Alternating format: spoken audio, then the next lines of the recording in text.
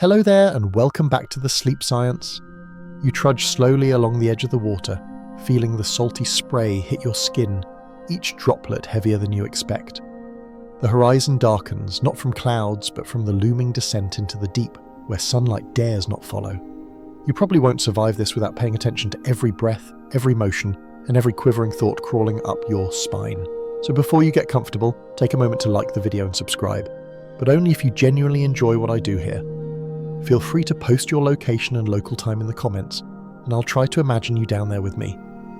Now dim the lights, maybe turn on a fan for that soft background hum, and let's ease into tonight's journey together. The moment you slip beneath the surface, the world you know begins to dissolve. The familiar sky, the seabirds, the rhythmic crash of surf, all vanish into a murky, blue-grey nothingness that presses against your ears like a slow, persistent hand. Even at the surface, the water feels different. Heavier, colder than you anticipated. Tiny bubbles cling to your skin, sliding in erratic paths as if the ocean itself were inspecting you. You realize quickly that this isn't just swimming, it's surrendering to a world that predates human curiosity. Historians still argue whether early Greek divers, armed with only leather helmets and primitive weights, truly ventured this deep, or if their stories were the stuff of sailors' tavern exaggeration. Either way, imagining yourself in their boots, or, well, their soaking suits, is disorienting and oddly thrilling. You feel the first shift in pressure almost imperceptibly. Ears pop, joints tighten, and your lungs make a quiet protest, reminding you that the ocean doesn't negotiate. Ancient divers sometimes used hollow reeds to breathe while submerged, and although it sounds charmingly quaint, it's a practice that could either prolong life or shorten it dramatically.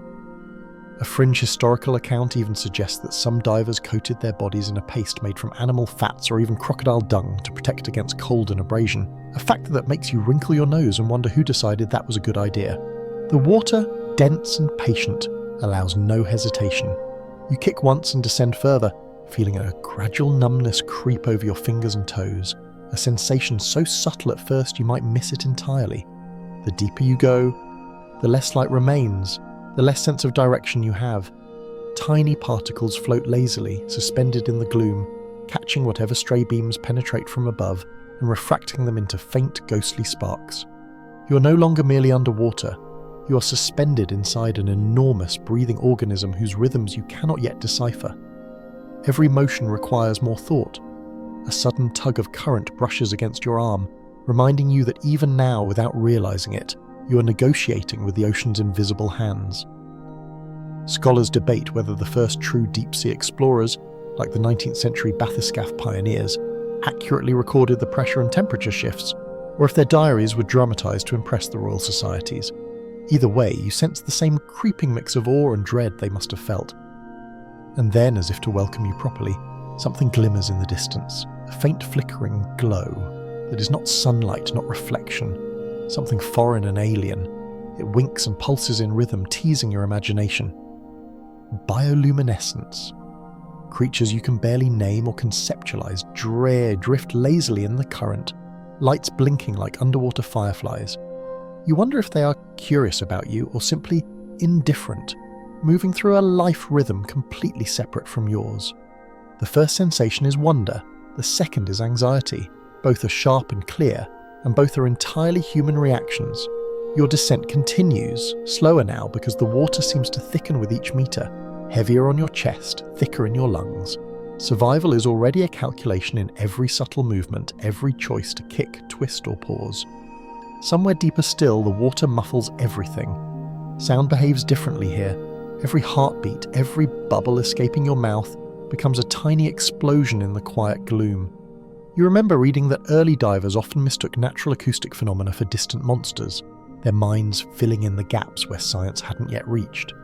Fringe accounts even suggest that certain bioluminescent flickers were once interpreted as signals from underwater civilizations, a claim historians largely scoff at, but that makes you wonder, not entirely without curiosity.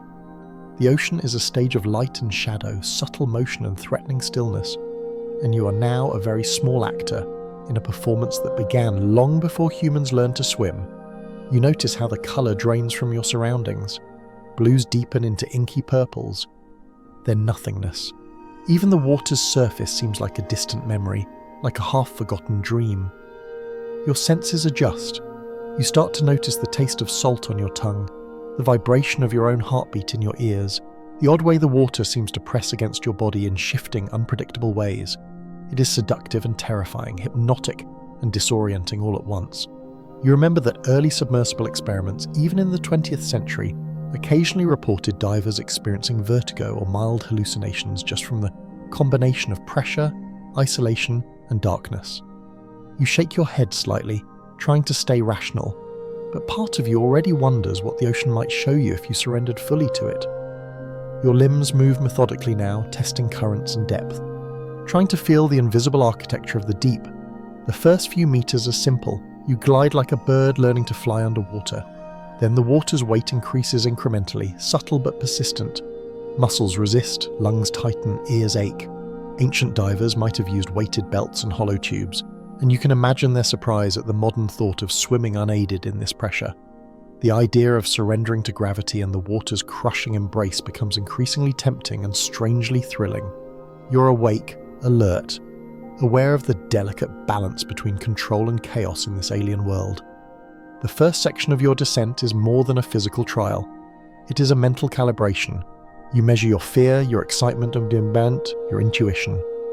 You notice the sudden shift in light patterns, flickers from creatures you cannot yet identify, currents swirling like invisible ribbons, bubbles escaping in chaotic, irregular streams. Every sensory cue becomes amplified. Historians still argue whether such acute awareness is innate in humans or trained over time, but you feel it acutely without doubt.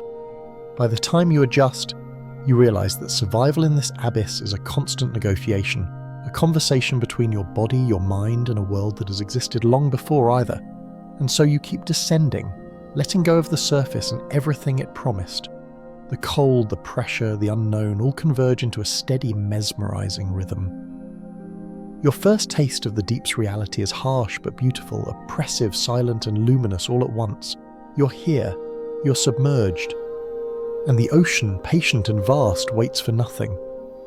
As you descend deeper, the sensation of pressure becomes impossible to ignore. The water presses against every inch of your body, subtle at first, then steadily relentless, as if an invisible hand is squeezing the air from your lungs. Your chest tightens, your joints protest, and your ears ache from the shift in ambient pressure. This is no longer a gentle dip. It is a full surrender to the physics of the abyss. Historians still argue whether early Greek divers truly grasped these changes or simply relied on anecdotal instinct, but for you, the reality is visceral. Every movement requires conscious effort, every breath is calculated. The water feels alive, pushing and pulling in unpredictable rhythms that test both muscle and mind. Your thoughts wander to the physiological marvels humans endure under such weight. Barophiles, organisms adapted to deep pressure, thrive here, and yet your own body struggles to maintain its integrity. Tiny air spaces, lungs, sinuses, even the middle ear, become battlegrounds where equilibrium teeters precariously. Early experiments with diving bells in the 17th century demonstrated that humans could tolerate immense pressures for short periods, but only if careful adjustments were made. You wonder if the pioneers ever realized how their bodies were quietly being reshaped by the water itself. Fringe anecdotes tell of divers who claim to hear the ocean's heartbeat when submerged, a pulsing vibration in the bones that could drive both awe and panic. You shiver, trying not to imagine the sound overtaking your consciousness. Movement itself becomes a negotiation with physics. A single kick of your legs sends ripples of resistance through the water, demanding more energy than you expected. Even adjusting your arms feels awkward, as if the molecules of water themselves have become a sticky, invisible grid resisting your intentions. You recall that 19th century bathyscaphe engineers experimented with hull shapes and ballast systems to counteract the crushing pressure, an early acknowledgement that survival is a matter of both biology and clever design. You think briefly of how modern submersibles still grapple with the same elemental forces, even with metal hulls and reinforced glass. Here, though, it's just you, your suit, and the ever-present weight of the sea. The deeper you sink, the colder the water becomes. Thermal conduction intensifies under pressure, seeping through every layer of clothing, every inch of exposed skin. Your shivering starts as a reflexive quiver and quickly spreads, stubborn and invasive, into your bones. Ancient divers sometimes coated themselves in animal fat or wax to combat the cold, and while it sounds rudimentary, It probably saved lives. You pause briefly, feeling the chill settle in like an unwelcome companion, and wonder what it must have been like for early explorers who plunged without modern thermal protection. Fringe accounts suggest that some deep-sea pioneers experienced sudden disorientation or euphoria when temperature and pressure combined, though historians still debate whether these were physiological effects or exaggerated tales to entertain curious patrons. Your ears ring as the pressure gradient increases. Even minor sounds are warped, amplified, or muted entirely. The soft click of distant crustaceans, the echo of your own movements, and the low hum of currents all converge into a surreal underwater symphony. Sound, you realise, travels faster in water than in air, bending and shifting in ways that your brain struggles to interpret. This auditory distortion heightens both your sense of wonder and your vulnerability. You imagine the ancient Greeks or Renaissance divers peering into the depths, ears ringing, struggling to reconcile the strange noises with the creatures they might glimpse. The ocean is a realm where both perception and reality are bent, teasing the mind in ways that textbooks cannot fully capture. Breathing becomes a conscious ritual. Each inhalation carries awareness, each exhalation a subtle negotiation with expanding and contracting air spaces in your lungs. You realise that even small mistakes could have outsized consequences. A misjudged breath, a delayed exhale, and pressure could work against you in ways your body cannot compensate for.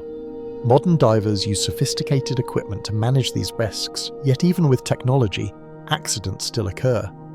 You marvel at the audacity of early divers, who experimented with simple air pumps and weighted helmets, relying on intuition and nerve more than science. Fringe stories abound of divers who experienced hallucinations or visions during prolonged descents, an eerie testament to the mind's sensitivity to the ocean's oppressive embrace. Your fingers brush against suspended particles, feeling them move sluggishly through the dense water. The tactile feedback, amplified under pressure, is simultaneously grounding and disorienting. You recall that some early explorers noted the water's unusual heaviness and attributed it to mystical forces rather than density and hydrostatic pressure. A charming yet naive interpretation of a simple physical principle. Even today, scholars debate the effects of extreme pressure on human perception, particularly when combined with darkness and isolation. You adjust your position, testing balance and buoyancy. Each subtle shift feels monumental, a negotiation with a world that doesn't exist in ordinary experience. Time seems warped under this weight. Minutes stretch and compress in ways that your mind struggles to track.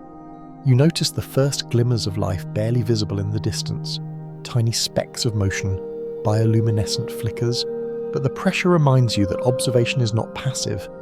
Every choice to approach or retreat carries risk. Historians still argue whether the earliest submersible explorations accurately recorded creature behaviour, or if diver perception under pressure simply coloured their observations.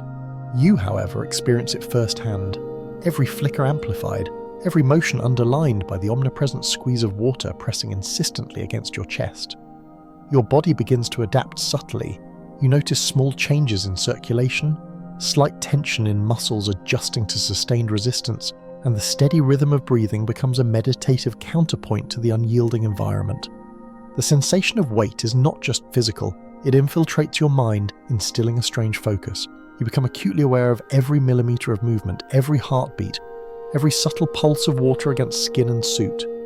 Fringe studies suggest that prolonged exposure to high-pressure environments can induce altered states of consciousness, though historians and scientists debate whether such states were ever consciously reported by early divers.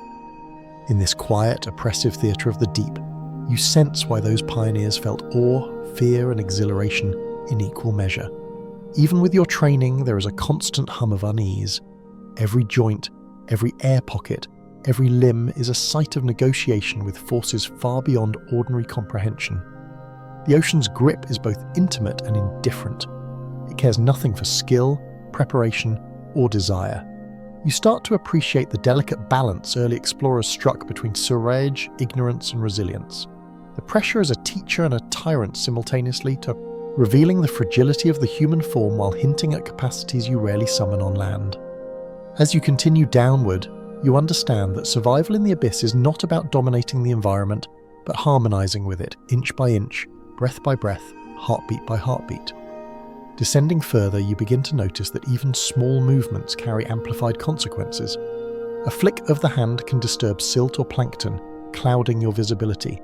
A poorly timed kick can alter your trajectory, increasing exertion and risk. Every interaction with this liquid world is a negotiation, a conversation conducted in resistance, inertia, and subtle pressure gradients. You realize that the physical reality of the deep ocean is inseparable from the psychological challenge it presents.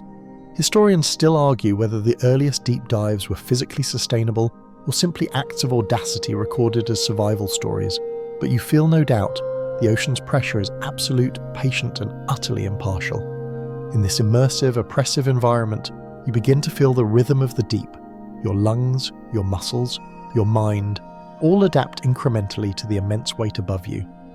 You notice the faint glow of bioluminescent creatures in the distance, subtle signals that life continues despite darkness and pressure.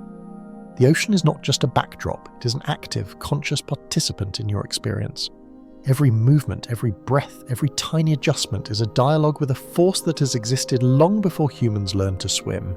And in this exchange, in this constant negotiation, you catch the first glimpse of what survival truly demands.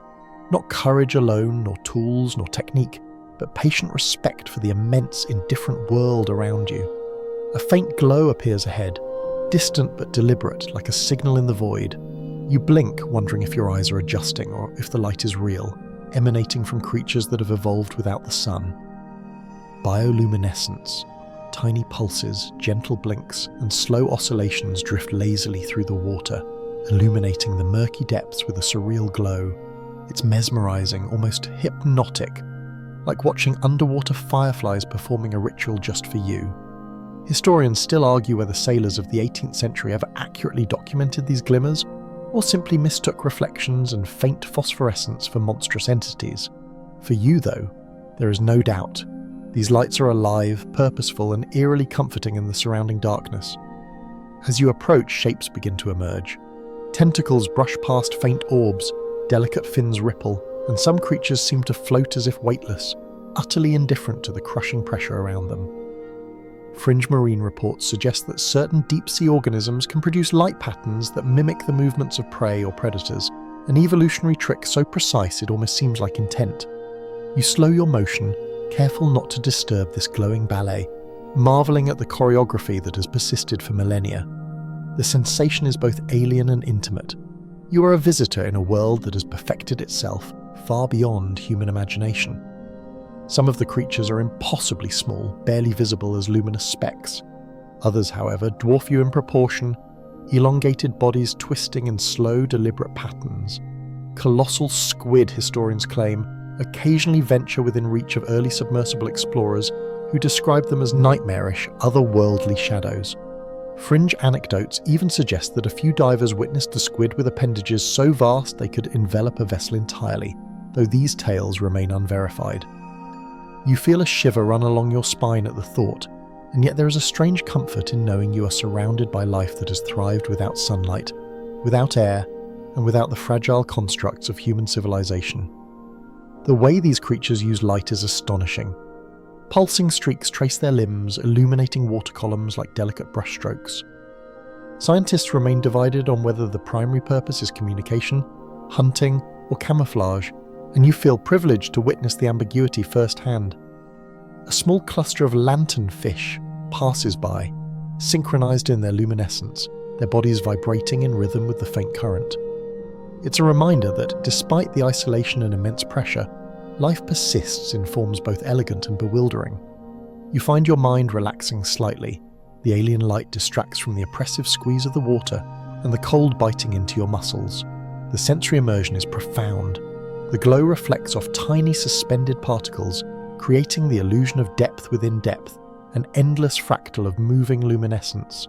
You try to catalogue what you see, patterns, shapes, movements, knowing that any deviation could lead to lost orientation or accidental injury. Early explorers, relying on rudimentary submersibles or diving bells, could only guess at such complexity, and their accounts often blend observation with imagination. Fringe historians speculate that some explorers may have invented mythical, underwater spirits to explain the inexplicable flickers, while modern science confirms that bioluminescence is a highly specialized survival strategy. You're caught between these perspectives, witnessing both history and living evolution in a single mesmerizing tableau. You notice subtle behavioral cues in the glowing creatures. A pulse quickens here, a flicker stops there, movements hinting at alertness, curiosity, or perhaps hunger. You instinctively maintain distance, realizing that missteps in the deep sea can be unforgiving. Even minor disturbance can provoke defense responses in organisms accustomed to millennia of selective pressure. Historians still debate whether early divers truly understood these behaviors or interpreted them through the lens of fear and awe, and you suspect a similar bias might affect your own observations. Yet the rhythm of this underwater ballet is undeniable, a testament to adaptation, resilience, and life's tenacity against extreme conditions. As you drift among the luminescent creatures, a new sensation emerges. The water around you begins to feel alive in a different way. Currents carry subtle chemical cues, the glow creates spatial references, and pressure variations inform your subconscious about nearby structures. Your body reacts almost instinctively, urge adjusting buoyancy and angle, fine-tuning movement to harmonize with the surrounding environment. You recall that in early deep-sea expeditions, divers reported a similar sensation of the water thinking along with them, though historians argue whether it was a psychological effect of isolation or a genuine response to tactile feedback. Either way, you sense it unmistakably, a quiet dialogue with the liquid world. Some creatures drift closer, curious but cautious.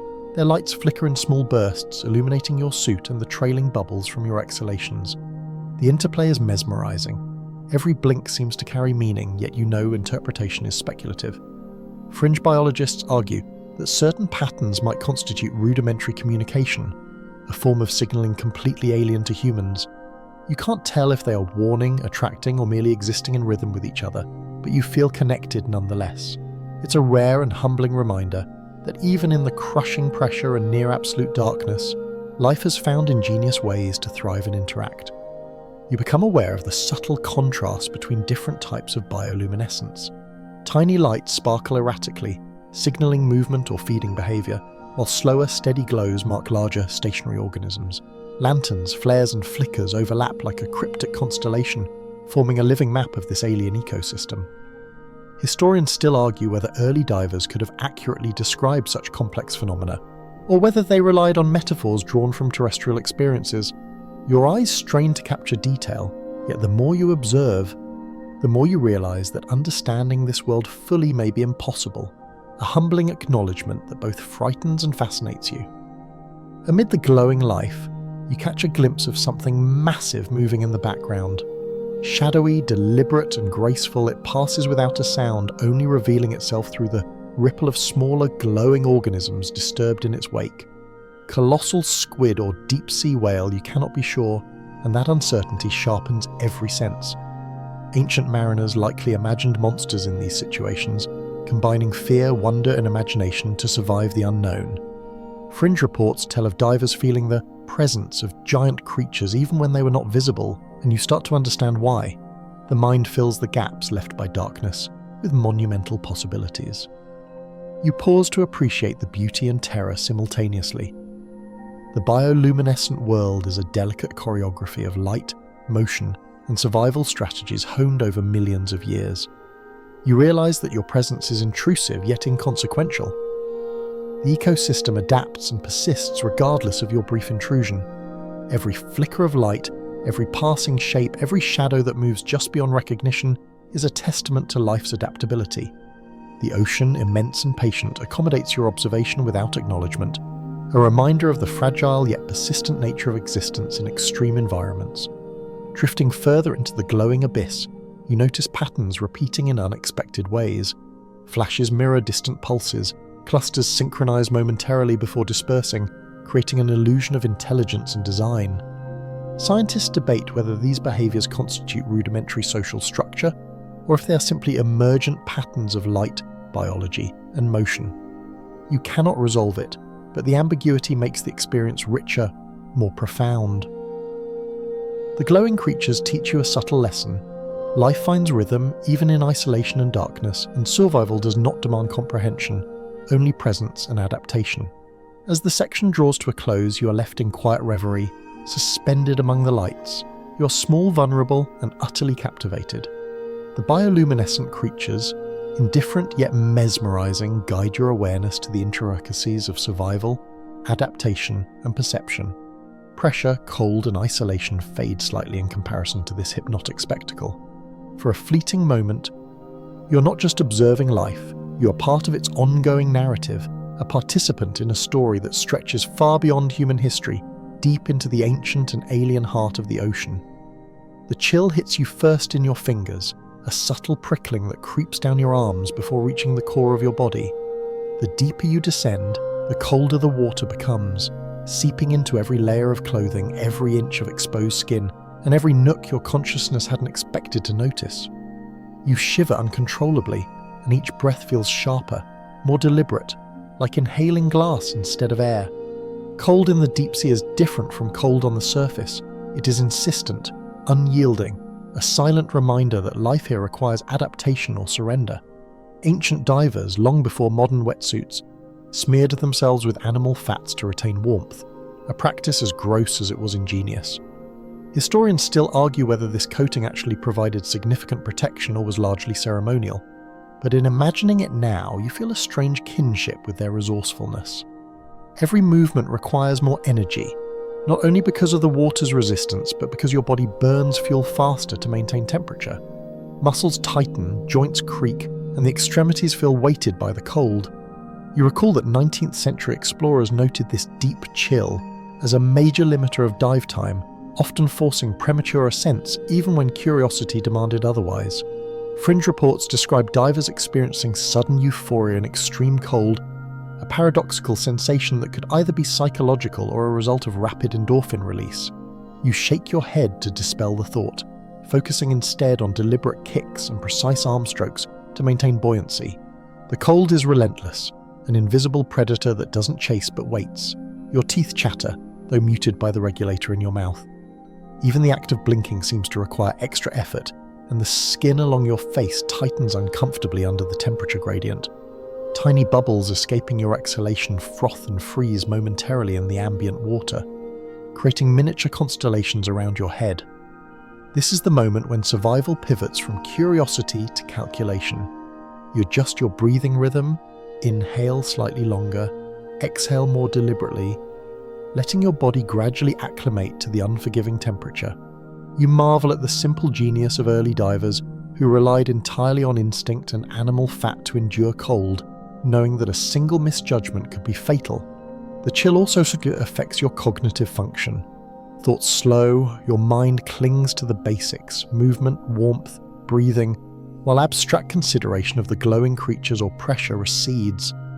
You feel a strange lucidity in small tasks, but a fuzziness in larger reflections, an effect corroborated by the modern hyperbaric studies that show peripheral cooling can reduce higher-order brain function while preserving reflexive control. Fringe anecdotes from divers describe vivid, dreamlike sequences during exposure to extreme cold, though historians argue whether these were hallucinations or simply memory distortions. You push these thoughts aside, focusing on sensation and survival, letting your body dictate the pace and your mind merely observe. Currents begin to play tricks on your perception of temperature. Small swirls bring fleeting warmth from thermoclines, while other movements drag icy water directly along your body, creating alternating zones of relief and sharp discomfort. You learn to anticipate these shifts, adjusting your orientation and even minor movements to minimize heat loss. Early divers relied entirely on luck in such conditions, floating blind into the whims of the ocean. You marvel at their bravery, imagining the shivering pioneers clutching weighted ropes, calculating depth and time in a world with no thermal protection. Your mind flickers briefly to the extreme cases, men who lasted hours in freezing waters, surviving through sheer willpower or mystical determination. The cold begins to penetrate deeper, affecting muscles and joints in subtle ways. Fingers stiffen, toes curl involuntarily, and your grip on any instruments or guide ropes demands constant adjustment. You notice a creeping fatigue that is not from exertion alone, but from the energy your body expends to maintain warmth. In 18th century diving experiments, men noted a gradual loss of dexterity as a key threat, sometimes forcing retreat despite sufficient oxygen. Fringe theories suggest that early divers developed unconscious techniques to preserve heat, such as micro-movements or even postural adjustments that increased survival odds. You find yourself mimicking these behaviours instinctively, almost as if some primal memory guides your body through this cold abyss. Despite the discomfort, there is a strange beauty to the cold. Every bubble, every suspended particle, every ripple takes on a crystalline quality. The faint bioluminescent glow of distant creatures is sharper and more vivid against the deep blue-black water, revealing intricate details in their forms that might be lost in warmer, lighter waters. You remember the last glimpses of lanternfish and squid from above, imagining their movements slowed by temperature in subtle ways, conserving energy, maximizing efficiency. Historians still argue whether cold-adapted behavior in early observations was fully understood, or if reports of sluggish creatures were merely interpreted through human bias. You, however, witness it directly, noting every flicker, pause, and gliding motion with a sense of awe and careful measurement. Every breath now carries a heightened awareness. The cold amplifies both sensation and urgency, a subtle reminder that survival depends on constant attention. Even the smallest lapse, a delayed exhale, a slow kick, a misjudged adjustment, can escalate minor discomfort into major danger. You think of early divers, faces pale under leather helmets, bodies slick with fat, eyes scanning for depth and hazard, while fighting the cold that threatened to immobilize them. Fringe historians claim some accounts of deep dives included almost mythical endurance, but you realize that even partial exaggeration cannot negate the underlying truth. Cold is a formidable and persistent adversary in the deep. Your body starts to employ involuntary adaptations, muscles tense in rhythmic patterns, circulation shifts subtly, and shivering transforms from chaotic bursts to a coordinated, energy-efficient motion. You recognize these signs, even in the pressure of the abyss, as echoes of survival instinct honed over millennia. Even as your awareness narrows to fundamental functions, breathing, moving, resisting the cold, you are also witnessing the ocean's silent lessons. Adaptation is not optional. It is the requirement for continuation. The chill is no longer merely a challenge, it is a teacher. And yet, amidst this icy embrace, the ocean reminds you of its stark beauty. Bioluminescent flashes, previously soft and distant, appear sharper and more intentional against the cold, dark water. Every flicker and glow is accentuated, revealing patterns that had gone unnoticed in warmer depths. You feel a strange gratitude, almost a camaraderie, with the creatures who thrive here despite discomfort, darkness, and crushing pressure. The cold, once threatening, now frames your perception, sharpening senses, focusing attention, and deepening awareness. You are not merely enduring it, you are learning to coexist with it. By the time you adjust, the deep-sea chill has become a constant hum in the background, a persistent yet manageable presence. Your body feels simultaneously exhausted and finely tuned, every sensation amplified but controllable. The lesson is clear: survival is a negotiation, not a conquest. The water, with all its weight, darkness and cold, imposes a rhythm and scale beyond human comprehension. Respecting it, adapting to it, and observing it closely are the first steps toward understanding not only the deep ocean, but the limits and capabilities of your own body. Sound behaves strangely down here. The deeper you go, the more the familiar rules of acoustics bend and distort, creating a peculiar symphony that seems composed for no audience but you. Every heartbeat, every bubble escaping your mouth, and even the faint whir of your equipment are amplified in ways that feel alien. A soft click echoes from some unseen creature in the distance, sharp and deliberate, followed by a faint hum that seems to resonate through your chest. You realize that sound travels faster and farther in water than in air, bending unpredictably through currents and pressure gradients. Historians still argue whether early submarine explorers fully comprehended these effects, or if their reports of singing waters were exaggeration blended with awe. For you, though, every note is immediate, intimate, and slightly unsettling. The ocean's acoustics are a language of their own, and you quickly learn to listen with intent. Tiny pops suggest movement of distant shrimp or plankton, while low-frequency rumbles hint at massive creatures gliding silently through the depths. Fringe studies suggest that some deep-sea organisms may communicate or even coordinate hunting strategies through subtle acoustic signals, a notion still debated among marine biologists. You pay close attention, imagining that each click and hum could reveal critical information about the life around you. Even the faintest shift in pitch or timing carries potential meaning, signals of predators, prey, or perhaps just the unceasing pulse of the abyss. You notice that some sounds feel like they emerge from the water itself, rather than any identifiable source.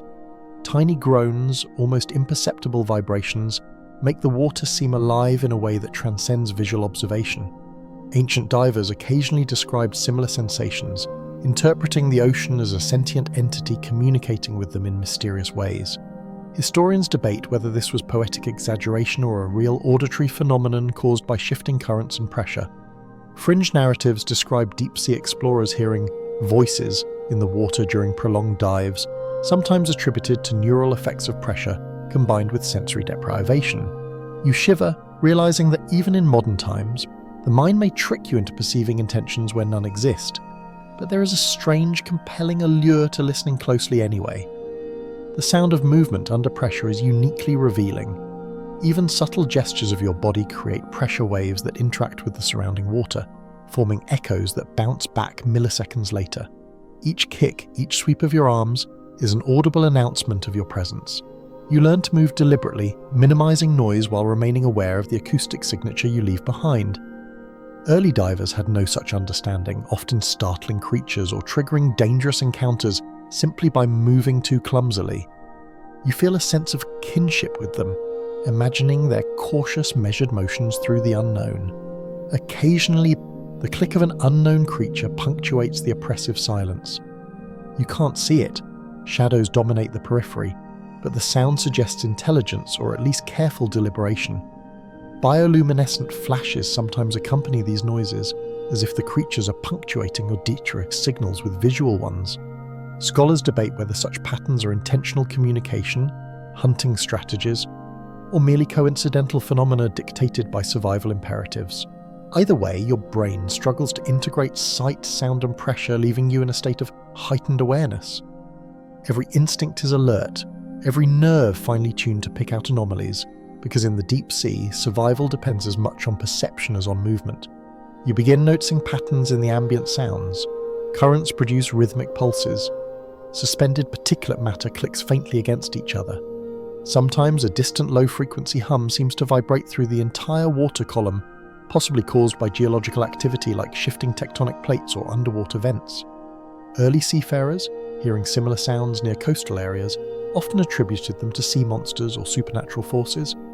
Fringe historical accounts go even further, describing divers hearing the ocean think.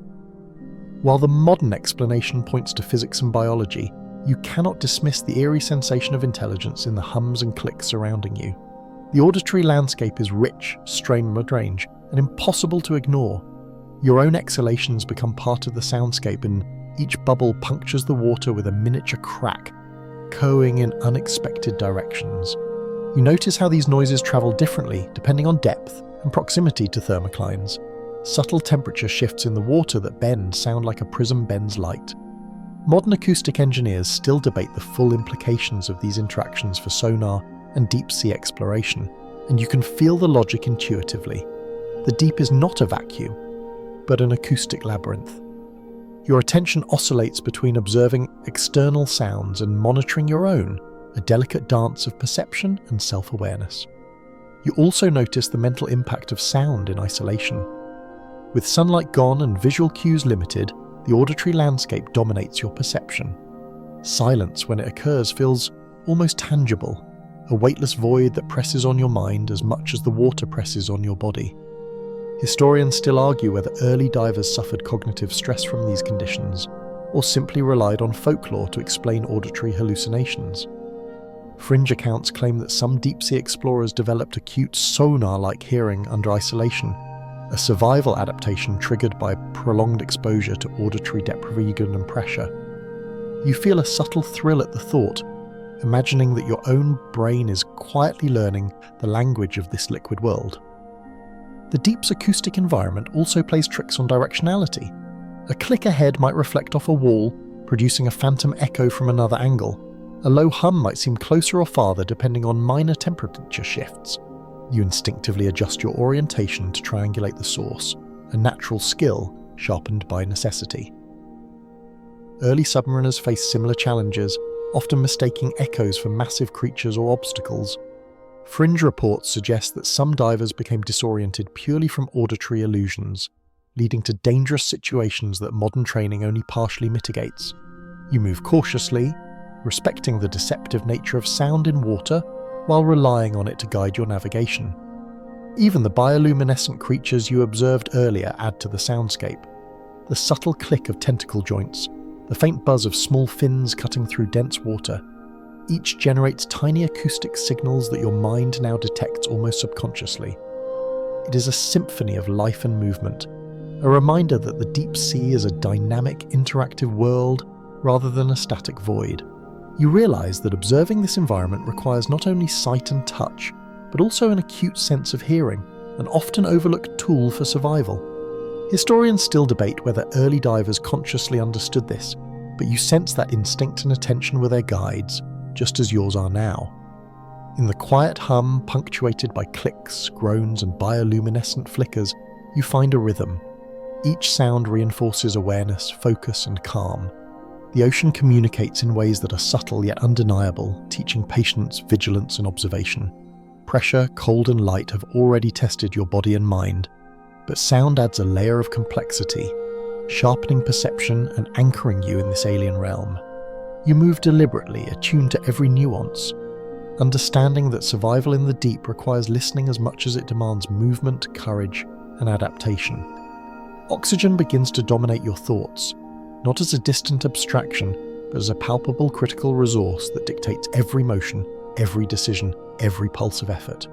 The air in your tank, or the lungs you rely on in shallower experimental dives, feels suddenly finite, precious, a currency that cannot be replenished in the cold, silent deep. You inhale deliberately, counting each second in your mind, measuring consumption against distance, against effort, against the constant tug of curiosity toward the strange glow of bioluminescent life. Early divers recognized this intuitively, using weighted bellows and primitive breathing tubes to stretch each breath, though historians still argue whether any could truly calculate oxygen use under deep pressure. You feel it now. Each inhale is both relief and warning, a delicate balance between survival and ambition. Your chest tightens as the partial pressures of oxygen and nitrogen adjust to the crushing depth. Hyperbaric physiology, which you studied in theory, becomes a lived experience. Oxygen dissolves more readily in your bloodstream, nitrogen begins its quiet, invisible infiltration, and the body's response teeters on a knife's edge. Fringe studies suggest that even minor miscalculations in descent or exertion could trigger narcosis or subtle cognitive impairment, a phenomenon sometimes described as rapture of the deep. You notice a slow, creeping fog in your thoughts, a seductive haze that tempts distraction and curiosity at precisely the moment when focus is most critical. It is a reminder that survival is always a negotiation between the external world and internal chemistry. Movement becomes a complex dance with oxygen conservation in mind. Every kick, every sweep of your arms must be efficient, deliberate, almost elegant in its economy. Early divers, limited by basic air supply, developed instinctive pacing strategies, slowing and speeding in response to perceived pressure and need. You find yourself doing the same, measuring exertion against breath and buoyancy. Fringe accounts describe divers entering states of heightened awareness under oxygen scarcity, sometimes interpreting subtle environmental cues as larger-than-life phenomena. You feel that curious edge too, every flicker of light. Every ripple in the water seems magnified in importance, as if the ocean itself is communicating in urgent whispers. The deeper you go, the more you sense the fragility of your existence here. Even with careful planning, oxygen is not a guarantee. You notice the micro-adjustments your diaphragm makes, the slight tremor of intercostal muscles, the cadence of the heart subtly changing. Each signal is a reminder that physiology is both ally and adversary in this world. Early pioneers who experimented with diving bells or submersibles faced similar realities. The illusion of control was often temporary, subject to the whim of the elements and the slow, inexorable chemistry of their own bodies. Historians still debate whether first-hand accounts of extended deep dives were reliable or romanticized, but the principle remains: oxygen's finite, and its management defines survival. Hunger begins to gnaw faintly, though less insistently than oxygen's presence.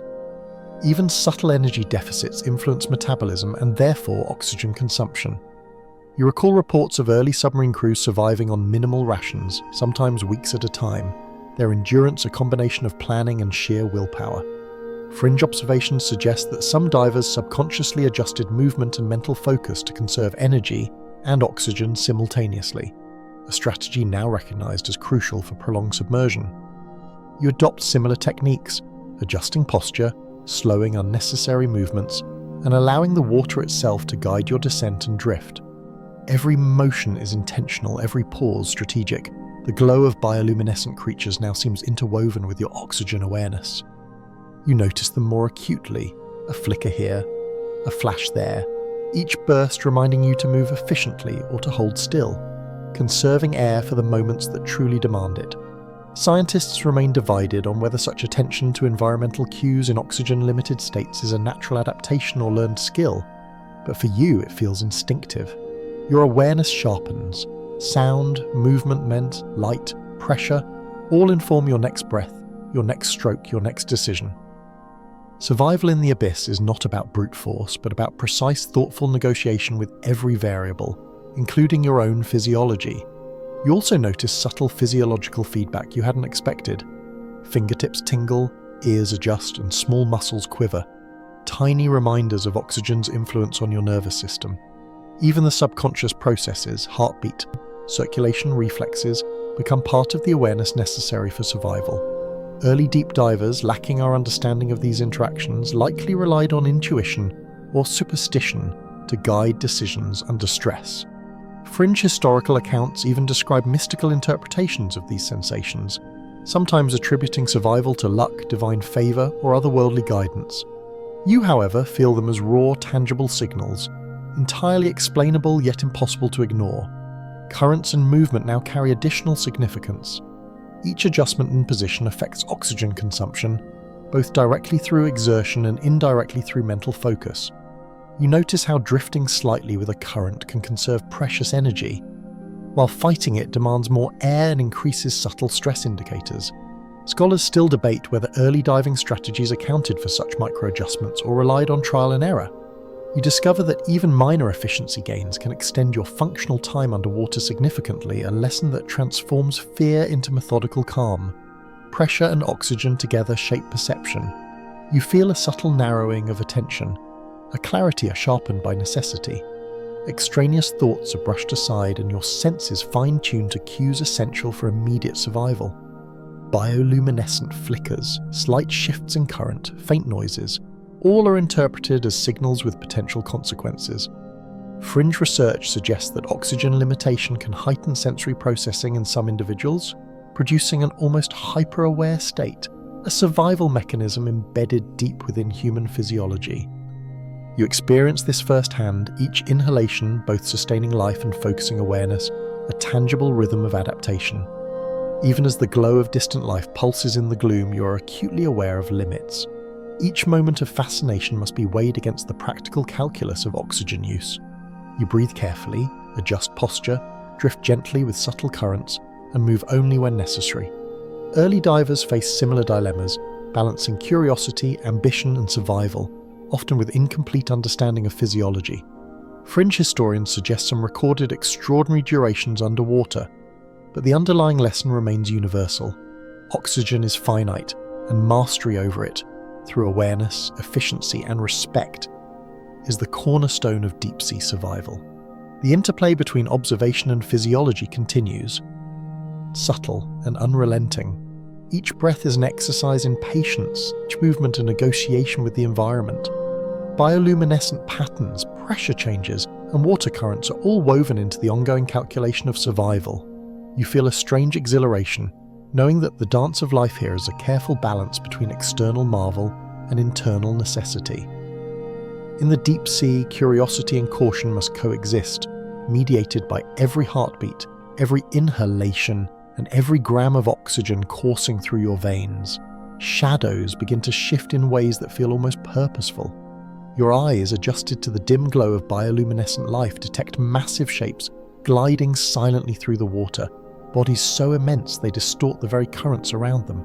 You wonder whether these are colossal squid deep-diving whales, or something entirely undocumented, a possibility that makes the fine hairs on your neck stand at attention. Fringe reports claim that some divers have glimpsed creatures so enormous they defy conventional measurement, though historians still argue whether these are accurate observations or myths born from fear and imagination. Regardless, the mere presence of these titans commands respect, altering how you approach movement, sound, and light. The giants drift in the distance, occasionally illuminated by fleeting flashes from smaller creatures, giving you a partial silhouette of their forms. Tentacles ripple in slow, deliberate waves. Fins cut through the gloom like spectral blades.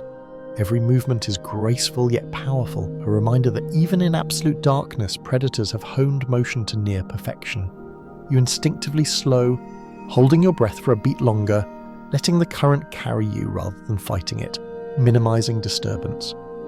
Early divers often misjudged the size of such creatures, recording monstrous proportions fueled by fear and limited visibility. Modern science tempers exaggeration, but nothing diminishes the overwhelming sense of scale you feel now. You notice subtle behaviors that hint at intelligence or at least sophisticated instinct. Tentacle flicks, synchronized swimming patterns, and fleeting pauses suggest more than random motion. Scientists debate whether these patterns constitute communication or simply evolved hunting strategies, but you can't help feeling watched and measured. The deep sea is a theatre of stealth and precision, and your intrusion, however careful, is apparent to its native inhabitants. Fringe observations even describe a momentary awareness in the eyes of these giants, a fleeting cognition that divers interpret as acknowledgement, though skeptics argue it is simply reflection or coincidence. You choose to honour it as a quiet, mutual recognition of boundaries.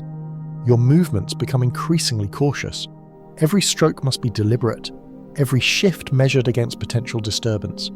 You notice the subtle weight created by your body, the way bubbles rise in trajectories altered by the giant's presence. Predators in the deep do not chase indiscriminately.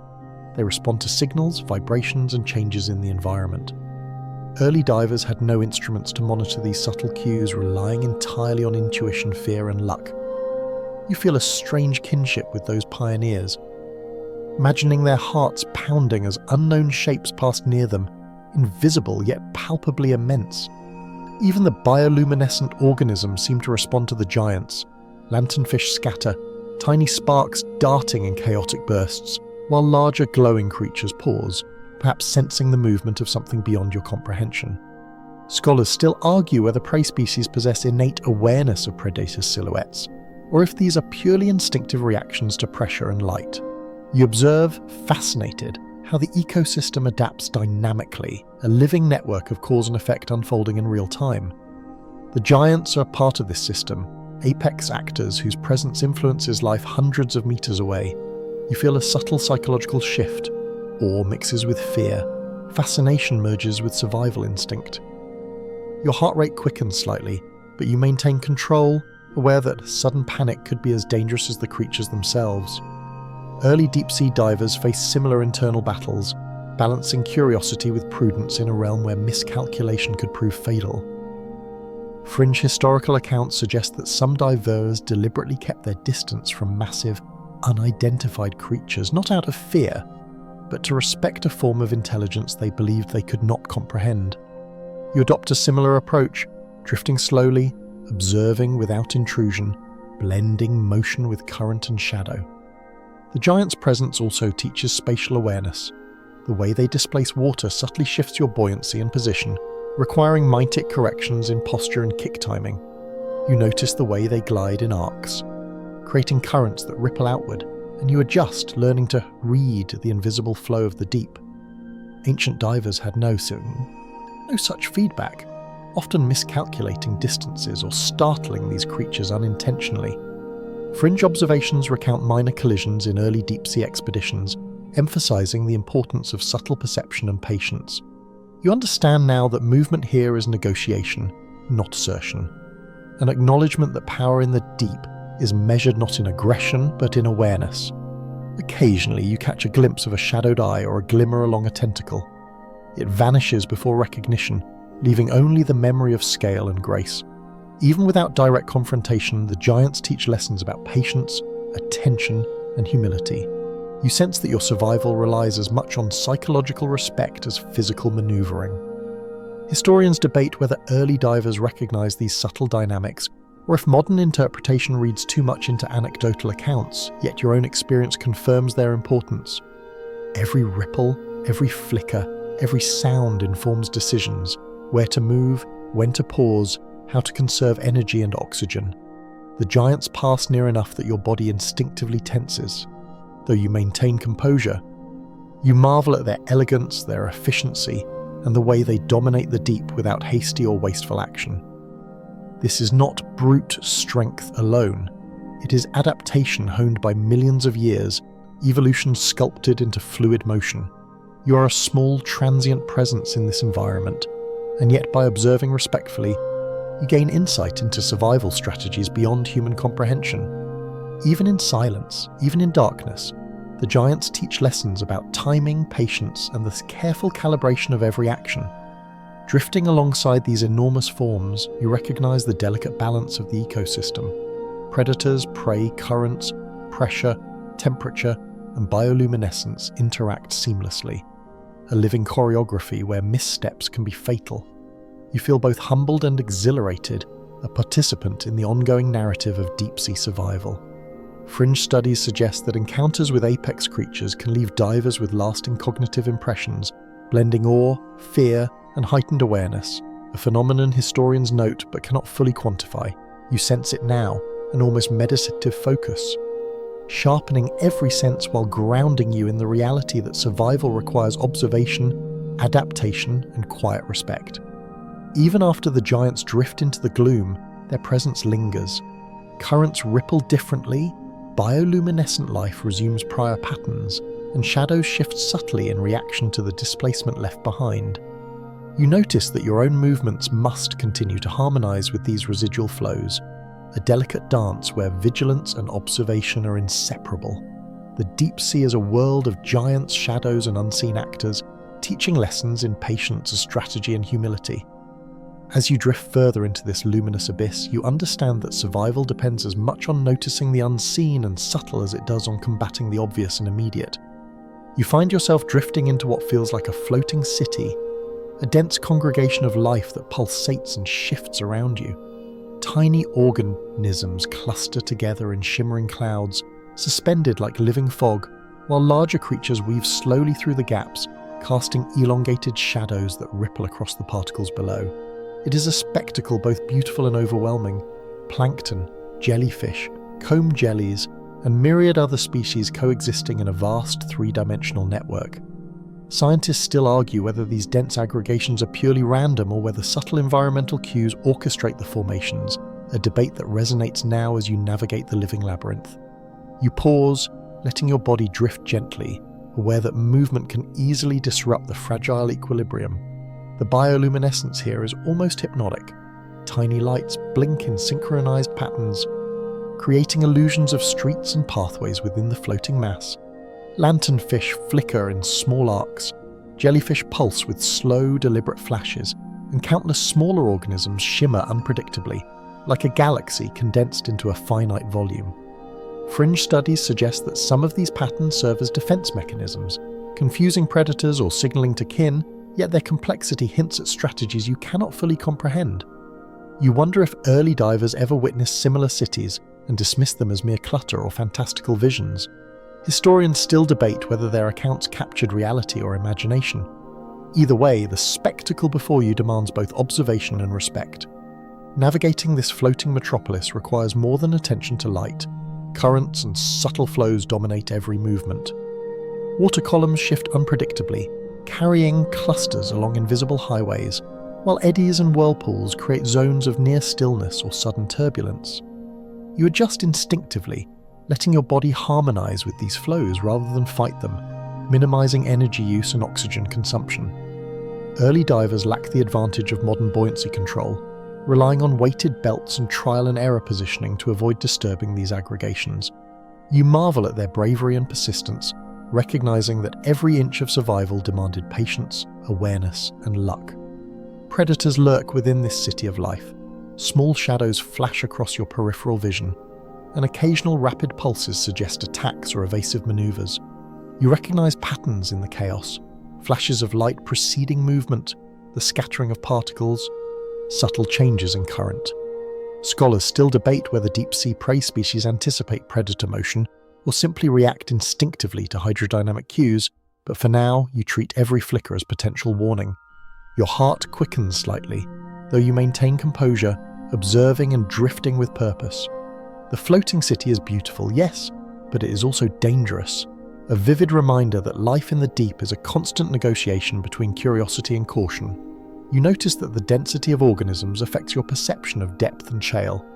Tiny plankton form walls and corridors, while mid-sized jellyfish create soft barriers, all illuminated by phosphorescent glows. Distance becomes deceptive. Creatures appear nearer or farther, depending on light and perspective. Fringe studies describe how early divers often misjudge distances in such environments, sometimes mistaking small organisms for giants or vice versa. Historians debate whether these errors distorted early scientific records, but for you, the lesson is immediate. Spatial awareness is as much a function of observation as of intuition and prior experience. The floating city seems to pulse with rhythm, a living heartbeat made visible. Clouds of plankton expand and contract with slow, deliberate motion, following currents or responding to distant predators. Larger organisms drift through the heart of this metropolis, leaving wakes that subtly reshape the environment. You drift carefully through these flows, conscious of your impact on the delicate network. Early divers had no instruments to detect these patterns, relying on keen observation and instinct to move safely. Fringe accounts even suggest that some divers reported sensing collective intelligence in dense aggregations, an almost spiritual experience of interconnectedness with the ocean's pulse.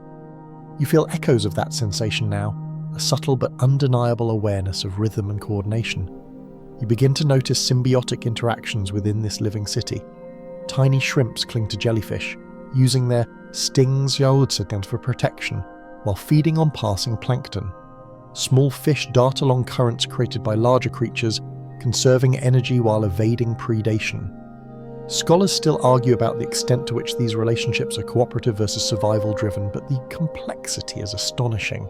Every layer of life seems interconnected, each species occupying a niche perfectly calibrated to the environment. You recognize a pattern. The floating city operates without oversight, yet nothing seems wasted or chaotic. Survival here depends on subtlety, awareness, and adaptation, lessons you carry with every measured stroke. The visual spectacle is intertwined with pressure and temperature cues. Suspended organisms create microcurrents and slight density variations, subtly altering buoyancy and flow around your body. You adjust continuously, floating with care, observing and conserving energy while interacting minimally with the environment. Early deep-sea divers would have struggled with this complexity, relying on sheer trial and error to navigate dense aggregations without harming themselves or the ecosystem. Fringe reports describe accidental disruptions of plankton clouds causing disorientation, highlighting the delicate balance between motion and observation. You feel fortunate for both modern understanding and instinctual adaptation. Even the smallest movements you make are significant. Kicking too vigorously can scatter organisms, create turbulence, and provoke cascading reactions among the creatures. You move deliberately, letting currents carry you while your eyes track patterns of light and motion. The floating city seems to respond, in the sense that life continues unbroken around your presence, resilient yet subtly influenced. Scientists debate whether these responses are purely mechanical or if organisms detect and react to conscious intrusions, but the effect is tangible. Your awareness and care shape the environment in small, perceptible ways. You drift further into the density, noting that life persists in layers. Some organisms occupy midwater, pulsating gently in synchronized rhythm, while others cling to suspended debris or drift with the faint thermocline currents. The interplay of light, motion and pressure creates an ever-shifting tapestry, impossible to catalogue fully. Historians still argue whether early divers' accounts of swimming through clouds of living light were accurate or romanticized, yet the reality before you confirms their plausibility. Survival in this living metropolis demands patience, observation, and careful interaction, a delicate dance where curiosity and caution coexist, and where every choice carries weight. the floating city leaves you in a state of quiet awe.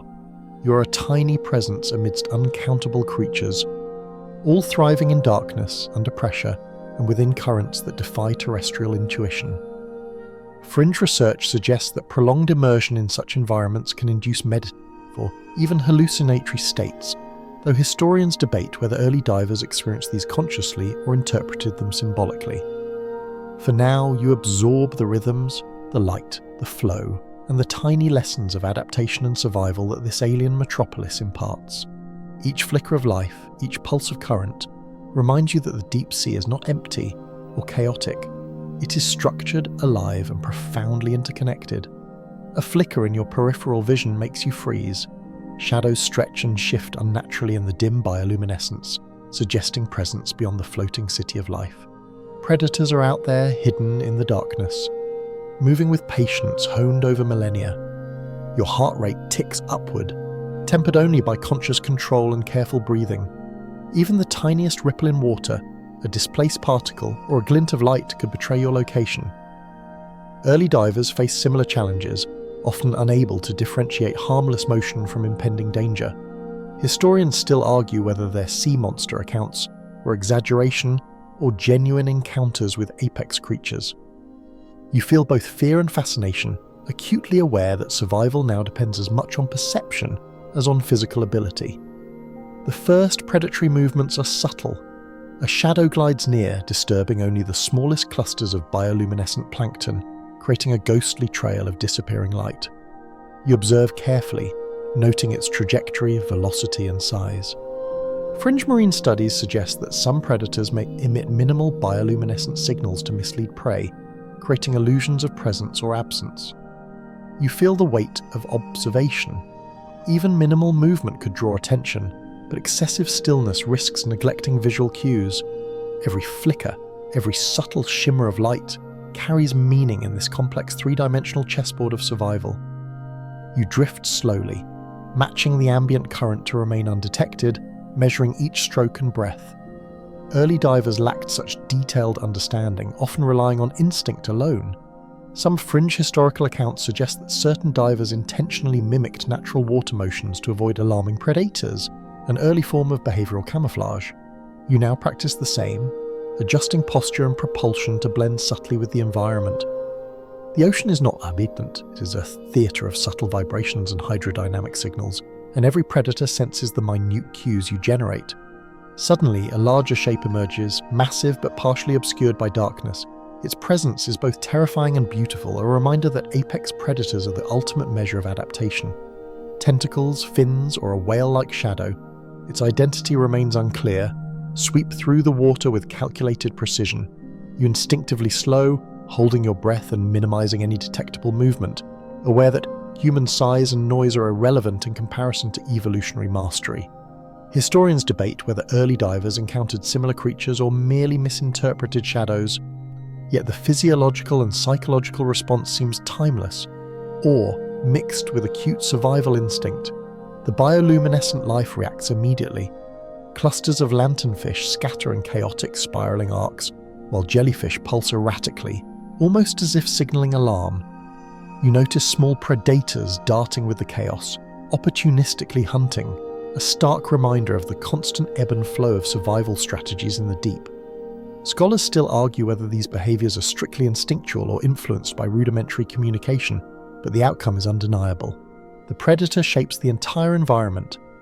You adjust your path, drifting with caution, minimizing disturbance while observing the interplay between predator, prey, and environment. Sound becomes your ally. The clicks, hums, and pulses of distant organisms provide acoustic clues about the predator's movement and orientation. You listen carefully, triangulating subtle vibrations in the water to estimate size and distance. Fringe research suggests that deep-sea predators may rely heavily on sound and pressure changes to detect prey, a sophisticated sense humans can only approximate. You adapt instinctively, harmonizing movement with the ambient acoustic environment to reduce detectability. Your awareness feels heightened, every heartbeat and exhalation a measured variable in the negotiation between predator and prey. Pressure and temperature add another layer of complexity. currents shift subtly around massive forms, creating microturbulence that reveals predator motion indirectly. You adjust buoyancy and posture to compensate, a delicate calibration that balances conservation of oxygen, energy, and attention. Early divers could only guess at these environmental cues, relying on surface tethers or basic instruments, often at significant risk. You now sense them almost instinctively, your body responding to slight changes in water flow and pressure gradients, allowing you to coexist unnoticed. Even the smallest predators reveal lessons. Tiny, aggressive fish dart near your periphery, testing reactions and observing movements, a microcosm of the larger dynamics at play. You recognize that the principles of survival are consistent across scales. Awareness, patience, and adaptability determine outcomes more than sheer strength. Fringe studies suggest early divers likely experienced similar mini-interactions but lacked understanding, interpreting them as mischievous spirits or supernatural forces. You appreciate that modern perception provides context, but the fundamental challenge remains unchanged. Observe, anticipate, and respond. The predator slowly passes, leaving subtle turbulence and scattered flashes in its wake. You drift cautiously, assessing the aftermath and observing how life reorganizes itself. The floating city resumes its rhythm, bioluminescent patterns slowly resynchronizing, and tiny organisms reclaim their positions. You note the chain reaction. Apex predators dictate not only direct survival, but the behaviors of entire communities. Historians debate the accuracy of early divers-predator encounters, but your experience confirms that apex presence shapes every aspect of deep-sea life. Awareness, restraint, and careful observation are essential. Finally, a quiet moment arrives. The immediate threat recedes into shadow, leaving only residual turbulence and faint flickers of life adjusting to the predator's passage. You realize that survival is not about confrontation, but about perception, timing, and subtlety. Early divers likely developed an intuitive understanding of this, whether they articulated it scientifically or mythically. Fringe accounts describe lingering tension long after predators depart, an echo of adrenaline and awareness imprinted on the nervous system. You feel it now, vigilance tempered with calm, fear softened by knowledge, curiosity balanced by respect. Every movement, every breath, every flicker of observation is a deliberate act of survival in the deep's complex interwoven ecosystem. You begin experimenting with survival strategies, testing subtle techniques that could extend your endurance and reduce risk. Every breath, every movement, every adjustment in posture feels deliberate, almost ritualized. You notice that pacing is crucial. Slow, efficient strokes conserve oxygen while maintaining control in the dense, pressurized water. Early divers relied on trial and error, learning over repeated dives which motions minimized effort and maximized safety. Fringe accounts describe techniques that seem strange today, divers spar shifting weight subtly, curling fingers to reduce drag, even pausing mid-water to let currents carry them, methods that balance curiosity with survival instinct. You mimic these strategies intuitively, feeling them merge with your awareness of pressure, cold and light. Breathing becomes more intentional. You inhale slowly, filling the lungs completely. Then exhale gently, controlling bubbles that might otherwise create noise or reveal your position. Oxygen management is now a conscious calculation. Every breath must account for distance traveled, exertion, and the constant presence of unseen predators. Historians still debate how accurately early divers monitored air or oxygen levels, but the principle is timeless. Controlling consumption is as critical as controlling movement. You notice subtle physiological cues, slight tremors, fingertip tingling, ear pressure adjustments that indicate your body's ongoing negotiation with depth and exertion. Survival depends on reading these signs and responding proactively, a skill honed instinctively with each passing minute. Movement efficiency dominates your attention. You experiment with drifting along currents rather than kicking against them, letting your body harmonize with water motion to conserve energy. Subtle arm adjustments create minimal turbulence, while legs follow streamlined arcs that reduce drag. You recall historical notes about divers using weighted belts and fine-tuned buoyancy to maintain depth without unnecessary effort. Fringe accounts describe divers who adopted still water strategies, suspending motion entirely for minutes to conserve both oxygen and attention, a technique that seems counterintuitive yet remarkably effective. You practice this now, allowing yourself brief moments of complete suspension, observing how the surrounding ecosystem reacts to your near absence. Even the visual environment informs your strategy. Bioluminescent organisms provide illumination without the need for artificial lights, but their patterns are clues to movement and behaviour. You notice that dense clusters often indicate prey or smaller predators, while isolated flashes may reveal lurking apex creatures. Scholars debate the extent to which early divers could interpret these subtle signals accurately, but you find yourself instinctively reading the cues, integrating visual information into your movement plan. Each flicker, each pause, each ripple is processed as data, input for survival decisions that must be executed quickly and efficiently. Temperature and pressure continue to influence your adjustments. You rotate gently to expose different surfaces of your body to currents, allowing heat to distribute and prevent localized numbness. Early divers had no formal understanding of thermal regulation, relying instead on animal fats, rudimentary suits, and sheer endurance. Fringe studies report cases where divers adapted posture and movement to microcurrents instinctively, improving warmth retention and reducing muscular fatigue. You adopt the same approach, rotating slowly, adjusting angles, and letting the water itself guide micro-adjustments. Even minor changes produce measurable differences in comfort, efficiency, and survival odds. You also consider auditory cues as part of your strategy. Listening intently to subtle clicks, groans, and distant hums allows you to anticipate movement in the surrounding ecosystem.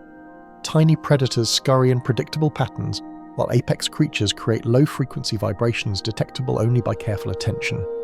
Fringe research indicates that deep-sea divers can develop enhanced auditory sensitivity under sustained isolation, a survival adaptation echoed in anecdotal historical accounts. You notice it now. Your mind tunes to the rhythms of the abyss, converting raw sound into actionable knowledge about where to move, pause, or observe silently. Conservation of attention becomes another tool. By limiting unnecessary movements, avoiding distractions, and focusing on critical environmental cues, you reduce both physical exertion and mental fatigue. Early divers likely discovered similar principles, though expressed through anecdotal practices rather than formalized understanding.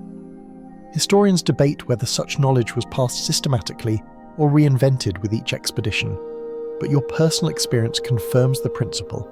Focus and economy of motion are fundamental. Even in moments of fascination with bioluminescent patterns or distant shadows, you remind yourself to prioritize energy, awareness, and oxygen. You experiment with micro-adjustments in posture and orientation. A slight lean, a gentle twist of the torso, or minimal fingertip movement can significantly reduce energy expenditure while maintaining awareness.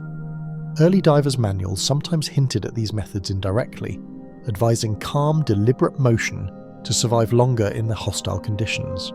Fringe observations suggest that some divers unknowingly developed fine-tuned reflexes for efficiency, a form of subconscious adaptation.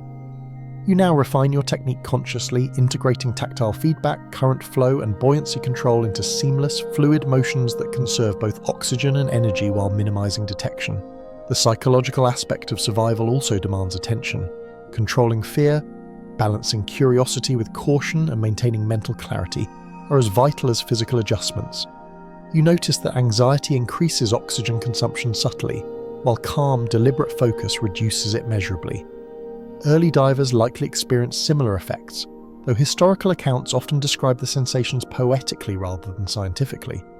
Fringe reports suggest that divers who mastered mental regulation survived longer and made better observations under pressure. You consciously apply this principle, meditating briefly on breath and movement, reinforcing a state of alert calm that complements your physical strategies. Finally, you integrate observation into practical survival tactics. Every flicker of light, every ripple, every subtle current informs your next move. You navigate the abyss with measured intention, blending curiosity with caution, efficiency with attention.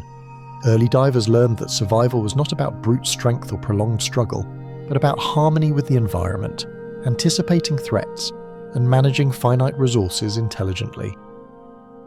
Fringe narratives emphasize intuition as much as knowledge, and you feel the truth of this. Adaptation in the deep is a marriage of awareness, strategy, and instinct. Every action is deliberate, every pause purposeful, every observation a step toward endurance. The sunlight fades completely, leaving only the eerie glow of bioluminescent life to punctuate the endless dark. You realize that above you, the familiar blue of day is gone, replaced by a deep, unrelenting black that seems to stretch infinitely in every direction. The absence of light disorients you at first. Depth perception falters, your sense of direction wavers, and the boundaries of your body and space feel less tangible. Fringe reports from early divers describe a similar sensation, sometimes interpreted as being swallowed by night, and historians still debate whether these accounts were accurate observations or exaggerations designed to thrill listeners on the surface. Either way, you feel the effect physically, psychologically, and perceptually. The darkness itself is an environment you must navigate as carefully as the water's pressure or temperature. Your eyes, adapted to low light, scan for any faint flashes, any tiny movements that might indicate nearby creatures or environmental features. Bioluminescent signals now dominate perception. Pulsing intermittently like stars against the black void, each flicker carries potential information: prey, predator, or merely drifting life. Scientists remain divided on whether these patterns constitute communication or survival strategies, but for you, they serve as vital visual cues in a world without sunlight. You adjust your focus to interpret the flashes, filtering distractions while honing attention on movement and rhythm. It is a delicate balance, as misinterpretation could trigger unnecessary movement or panic, both costly in this extreme environment. The darkness amplifies other senses. Sound, pressure, and tactile feedback become disproportionately important, compensating for the lack of visual reference. Every exhalation, every bubble, every minor movement it generates subtle acoustic cues. Tiny vibrations in the water ripple outward, revealing your presence to creatures adapted to sensing the smallest disturbances. You remember historical accounts of early submersible expeditions where divers reported hearing the ocean breathe, a poetic description of these sensory inputs magnified by isolation and darkness. Fringe studies suggest that these sensations may trigger mild hallucinations or heightened awareness under sustained sensory deprivation. You remain alert, yet a part of your mind drifts along the pulse of the abyss. Movement requires greater deliberation. Without sunlight to guide orientation, even slight rotations can displace your perceived position. Currents, previously subtle, now feel like invisible walls shifting unexpectedly around your body.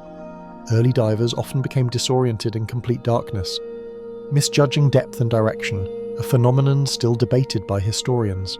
Some fringe reports describe divers perceiving phantom lights or shadowy corridors in pitch-black conditions, experiences likely caused by sensory overcompensation or expectation. You focus instead on small tangible cues, glimmers of bioluminescence, subtle pressure gradients, and the faint hum of moving water. These act as compasses, anchoring your body in the three-dimensional sunless world.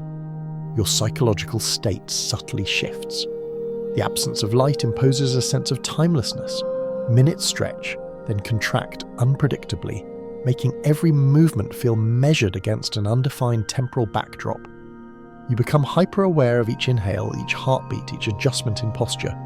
The human mind, historians argue, struggles with this kind of prolonged sensory deprivation, sometimes inventing patterns or seeing shapes where none exist. Fringe observations even suggest that hallucinations in deep darkness were sometimes misinterpreted as encounters with mythical sea creatures. You feel this edge, a tingling curiosity mixed with a cautious disbelief, maintaining focus while acknowledging the mind's capacity to exaggerate the unknown.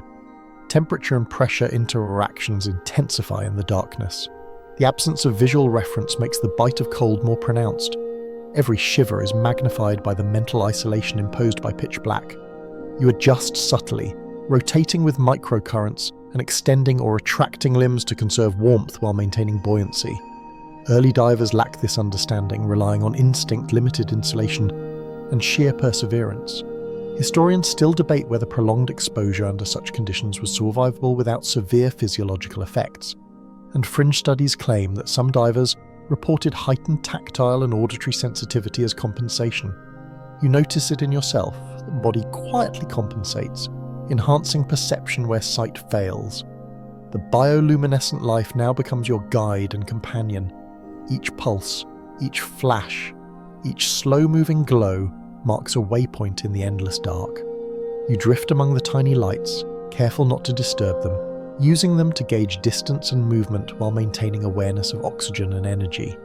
Scientists remain intrigued by the adaptive function of these creatures, debating whether coordinated flashing serves communication, hunting, or simple survival. Whatever the case, you rely on it to navigate safely, recognizing that life in this environment has evolved to thrive precisely where sunlight cannot reach. Your mind begins to play subtle tricks in the absence of day. Shapes appear at the edge of perception. Shadows seem to stretch or contract unnaturally. Early divers reported similar illusions, sometimes interpreting them as distant predators or mythical entities. Historians argue that these experiences were a mix of real environmental cues and the human brain's need for recognizable patterns. You consciously monitor your reaction, distinguishing between plausible physical cues and mental projections. The practice is vital. Misreading visual or auditory input in this environment could waste precious oxygen or expose you to risk. Despite the absolute darkness, you notice faint gradients in light intensity, created by distant bioluminescent clusters or reflections off suspended particles. These subtle cues help orient your movement and detect both small and large organisms around you. Fringe researchers suggest that humans may develop a kind of low-light intuition in such environments, a combination of memory, expectation, and heightened attention to minor signals. You feel it now, a heightened sense of presence that allows navigation without reliance on sunlight, balancing caution with curiosity and observation with efficiency. In the absence of visual references, survival becomes a dance of attention, awareness, and restraint. Every breath, every motion, every slight adjustment matters, guided by auditory, tactile, and residual visual cues. The sunless abyss teaches lessons in patience, perception, and subtle adaptation. Historians still debate whether early divers' accounts of black void experiences were literal or poetic. But your immersion confirms the fundamental truth. Darkness is not empty. It is alive with information, alive with life, and alive with both danger and insight. Navigating it demands vigilance, awareness, and respect for the alien rhythm of the deep. Communication becomes a subtle, almost impossible challenge in this inky expanse. Radio waves fail almost immediately, attenuated by the dense water that surrounds you on all sides. Visual signals are limited to bioluminescent flashes, faint silhouettes, and fleeting shadows, while sound travels strangely, bending through currents and pressure gradients, creating echoes and phantom signals. You realize that even basic attempts to interact with distant companions or instruments require adaptation, improvisation, and constant awareness. Early submarine and diving pioneers struggled with the same dilemma, often relying on rudimentary tugs on lines or simple mechanical signals. Historians still argue about the effectiveness of these early methods, though fringe accounts suggest that some divers develop near instantaneous recognition of faint taps or vibrations as a survival language. You experiment cautiously. A gentle tap on your equipment produces a subtle vibration that travels through the water, detectable only if someone or something is listening carefully. Exhaling slowly, you observe how bubbles and minute sound waves interact with currents, creating tiny signals that might carry across short distances. Sound here is not linear, it refracts, echoes, and sometimes appears to come from directions it does not. Scholars debate whether early divers could interpret these distortions accurately, or whether they were often misled into thinking signals originated from a completely different source. You feel the same uncertainty, balancing observation with caution, where that both overreaction and inaction carry risk. Visual communication is equally delicate. Bioluminescent organisms provide intermittent illumination, but their flashes are erratic and unpredictable. You try subtle gestures, small hand movements, and slow body rotations to test how motion is perceived at a distance. Early divers had to rely on line signals, hand gestures, and limited light sources, often improvising when conditions prevented direct observation. Fringe historical accounts describe divers creating complex visual codes using small lanterns or reflective surfaces, a combination of ingenuity and desperation. You now attempt a similar approach, noting how even small changes in angle and timing can alter perception in ways that feel both magical and vital for survival. The ambient soundscape becomes a critical companion in communication. Clicks from distant organisms, the faint hum of water movement, and your own exhalations provide feedback, allowing you to triangulate distance and orientation. You notice how tapping or moving creates echoes that travel unevenly, a three-dimensional puzzle that must be interpreted in real time. Scholars debate whether early divers consciously understood these effects or relied entirely on trial and error, but you quickly see the practical application. Listening and resourcing to the environment is as much a form of communication as speaking or signaling. Currents complicate matters further. Even slight water movement can distort or carry signals unpredictably, rendering timing and precision essential. You drift carefully, allowing microcurrents to aid rather than hinder, adjusting gestures and taps to compensate. Early diving experiments often failed precisely because these subtle environmental factors were overlooked. Fringe observations suggest that divers who survived repeated deep excursions developed an intuitive sense of water flow and signal propagation, almost like a sixth sense for liquid communication. You experience a similar intuition now, noticing how slight shifts in position or timing affect perception at a distance. You experiment with combined methods. A subtle hand flick produces a ripple, a small tap creates a vibration, a glimmer of bioluminescence marks location, all synchronized to create a multisensory signal. The effect is delicate, often barely perceptible, but it reinforces the principle that survival depends on clever adaptation and layered strategy. Historians still argue whether early divers deliberately combined modalities or whether success was coincidental, yet your own trial demonstrates the power of integrated cues. Tactile, visual, and acoustic information together form a rudimentary but reliable communication network in the abyss. Isolation amplifies the challenge. With no sunlight, no horizon, and no external reference, your mind must process every cue with heightened precision. Even minor misinterpretation could waste oxygen, reveal position to predators, or misalign navigation. Early divers often describe similar experiences in diaries and letters, sometimes invoking metaphors or mystical explanations for phenomena that were purely physical. Fringe studies report that sensory deprivation combined with pressure can induce vivid, dreamlike perception, occasionally leading to misperceived signals. You remain aware, monitoring both external cues and internal responses, learning to differentiate real environmental feedback from brain-imposed delusion. Temperature and pressure subtly influence communication attempts as well.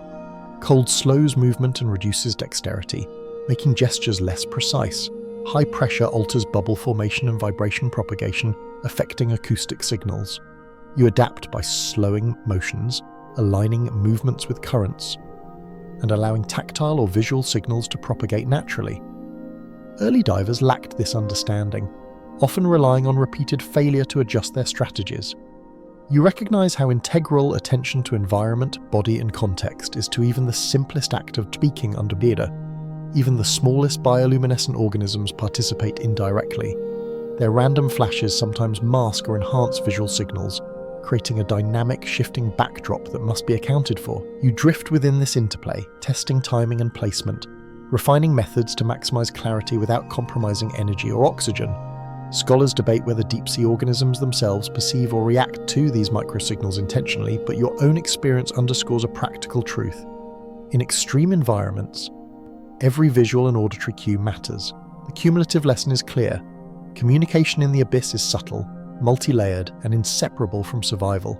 Every tap, flick, or glimmer must be deliberate, filtered through awareness of pressure, temperature, currents, and biological presence.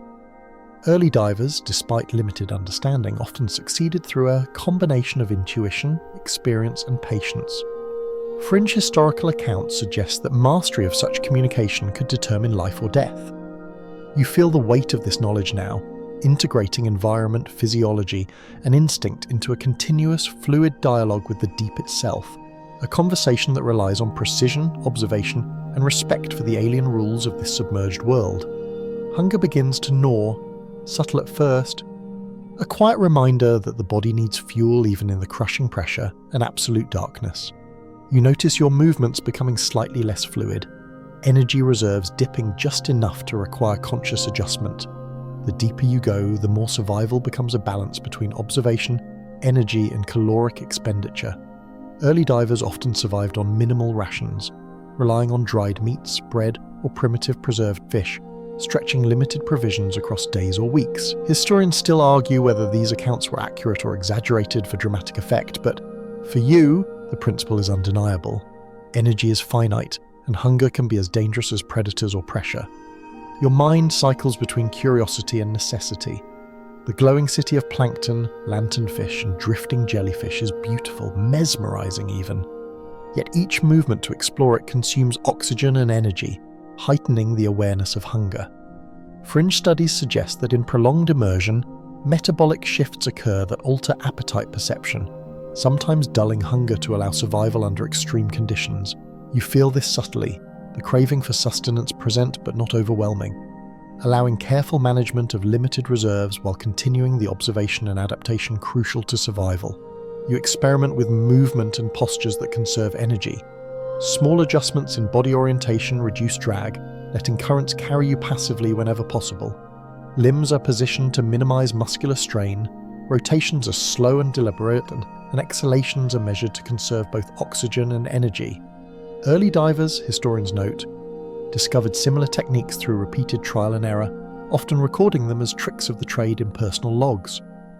Fringe accounts describe divers who survived extended dives by adopting near-complete stillness punctuated by precise, efficient movements, a balance of conservation and necessity that you now employ instinctively.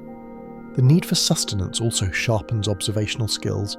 Every flicker of movement in the floating city, every drift of tiny creatures, provides information on potential food sources or indicators of ecological balance. Predators, prey, and even decomposing matter create subtle visual and tactile cues, all of which your mind catalogues for potential future use. Scholars still debate the degree to which early divers consciously track such signs versus relying on luck and improvisation, but your own approach integrates energy management with careful observation. Survival is a multi-dimensional calculation, where ignoring a minor detail could have significant consequences. Temperature and pressure continue to compound the challenge. Cold increases caloric demand as the body expends energy to maintain core warmth, while pressure subtly strains muscles and joints. You notice minor shivers in extremities and increased breathing effort as your body struggles to maintain equilibrium. Early divers contended with the same issues, often miscalculating energy needs, which occasionally forced premature ascent.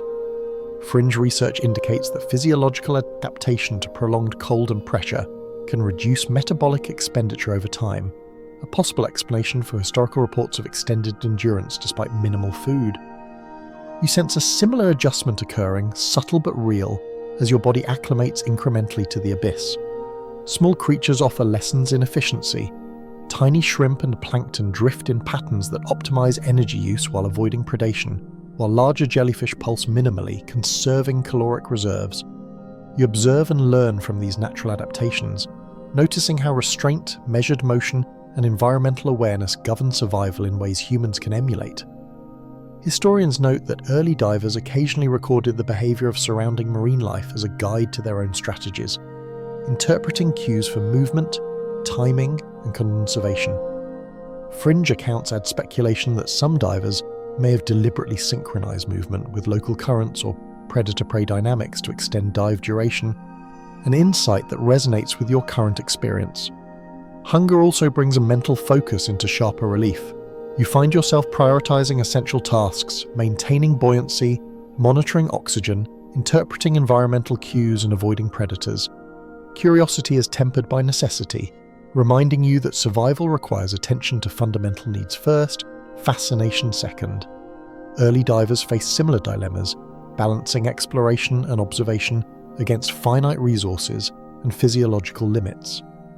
Historians debate whether the emphasis on survival versus exploration shifted depending on individual temperament or environmental conditions, but your own experience confirms that energy and focus are intertwined in the abyss. Your exhalations rise in controlled rhythm, bubbles glinting faintly as they ascend past drifting bioluminescent life. You observe micropatterns in their motion, noting how even the smallest currents and turbulence influence energy expenditure. Early divers, relying on surface indicators and experience, often monitored similar subtle feedback to optimize oxygen and motion. Fringe studies suggest that prolonged observation and careful movement under limited sustenance may have selected for subtle cognitive enhancements in early explorers, improving pattern recognition and environmental awareness. You feel this alignment of perception and economy as a tool for survival, integrating hunger management into every decision. Even the smallest dietary calculations are magnified under these extreme conditions. Minor exertion requires disproportionate energy. Oxygen and caloric management become inseparable. You pause briefly to consider how early explorers measured or estimated consumption, often relying on intuition and observation of bodily feedback. Fringe reports describe divers calculating energy expenditure based on pulse, breathing, and muscle fatigue, a practice echoed in your own adjustments. Survival is a dynamic negotiation between physiology, environment, and cognition, where every micro-decision affects endurance, observation, and ultimately the ability to continue exploring. Finally, the floating city around you becomes both a source of sustenance potential and a reminder of the delicate balance between risk and reward. Each cluster of organisms represents energy for the body, but approaching or disturbing them increases oxygen consumption and potential exposure to predators. Scholars debate whether early divers consciously made such calculations or whether instincts govern their actions entirely. For you, the lesson is immediate. Survival depends on integrating hunger management with awareness of oxygen, pressure, predators, and currents.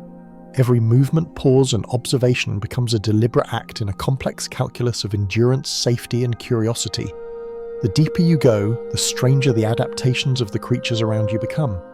Some are nearly transparent, their bodies refracting the faint bioluminescence like liquid glass, while others sport exaggerated appendages, barbs, or luminous sacs that pulse in hypnotic rhythm. Their designs seem absurd to terrestrial logic, yet each is a perfect solution to life under crushing pressure, perpetual darkness, and scarce food. Scientists remain divided on how such extreme adaptations evolved, whether through gradual selection pressures, sudden mutations, or a combination of mechanisms. And observing them firsthand feels like peering into a living experiment stretching back millions of years. Fringe accounts even describe organisms with nearly invisible bodies that become fully apparent only when illuminated by bioluminescent light, a phenomenon that seems more magic than biology. You notice creatures with elongated, serpentine bodies moving through the water with astonishing efficiency, barely disturbing the suspended particulate matter around them. Their fins ripple subtly, barely perceptible, yet they cover vast distances with minimal exertion. Historical records suggest that early divers and bathyscaphe pioneers often misjudged the speed or size of these animals due to visual distortions caused by low light and suspended matter. Scholars debate whether exaggerations in these accounts were intentional or the result of optical illusions. You experience a similar challenge. Perceiving size, speed, and distance in a world without conventional visual cues requires constant calibration and attention. Eyes, when present, are often disproportionate, bulging or tubular, capable of capturing the faintest photons in absolute darkness. Some species have lost eyes entirely, relying on sensory bristles, chemical cues, or pressure detection to navigate. Scientists argue whether such traits develop primarily for hunting, evasion, or energy conservation. And it becomes clear to you that multiple factors likely intertwine. Fringe studies suggest that these adaptations can create near-perfect camouflage in darkness, making creatures effectively invisible until movement or light reveals them. You find yourself scanning carefully, interpreting shadows and flickers, understanding that survival here is a game of perception and inference. Tentacles, appendages, and other extremities have evolved into astonishingly versatile tools. You see creatures manipulating water currents to trap prey, using long filaments to sweep plankton, or emitting light strategically to attract or confuse other organisms. The evolutionary engineering is precise and elegant. Historians note that early explorers often describe these adaptations in fantastical terms, jellyfish as ghosts, squid as monsters, but modern biology confirms the functional brilliance of each trait. Fringe anecdotes even describe divers encountering animals with limbs so flexible they seem to defy anatomy, suggesting that our understanding of deep-sea morphology is still incomplete. Observing them now, you feel both awe and humility. Some creatures exhibit coordinated behaviors, moving in loose schools or synchronized patterns that seem almost intentional. Lanternfish, for instance, flash in rhythm, creating collective waves of light that obscure movement or disorient predators. Scientists debate whether this coordination represents primitive social behavior, predator avoidance, or simply emergent patterns from independent actions. You note each pulse, each micro-adjustment, interpreting patterns while maintaining oxygen and energy efficiency. Early divers likely lack the capacity to detect such nuances, recording generalized impressions rather than the fine-grained behavioral details you can perceive. Fringe research speculates that these synchronized behaviors could be a form of early communication or environmental adaptation, a hypothesis that deepens your sense of wonder. Some adaptations are so extreme they defy comprehension. Creatures with oversized jaws or inflatable sacs, others with spines, spikes, or reflective scales, move with a purpose that is both terrifying and elegant. You observe one organism that seems almost like a luminous balloon, drifting with minimal effort while creating complex currents around its body to funnel prey efficiently. Historians note that early divers often describe similarly unusual creatures as mythical or monstrous, a combination of fear, poor visibility, and imaginative storytelling. Modern observation reveals a clear functional rationale. These adaptations are optimized for survival in an environment hostile to all but the most specialized forms of life. The diversity of strategies is staggering. Predation, defense, camouflage, and locomotion are solved in ways that seem impossible yet perfectly logical under extreme conditions. You notice energy conservation as a recurring theme, minimal motion, maximized sensory input, and reliance on currents rather than brute force. Early divers' reports often misinterpreted these adaptations as bizarre or supernatural, yet your observations confirm a consistent principle. Life in the abyss is both inventive and efficient.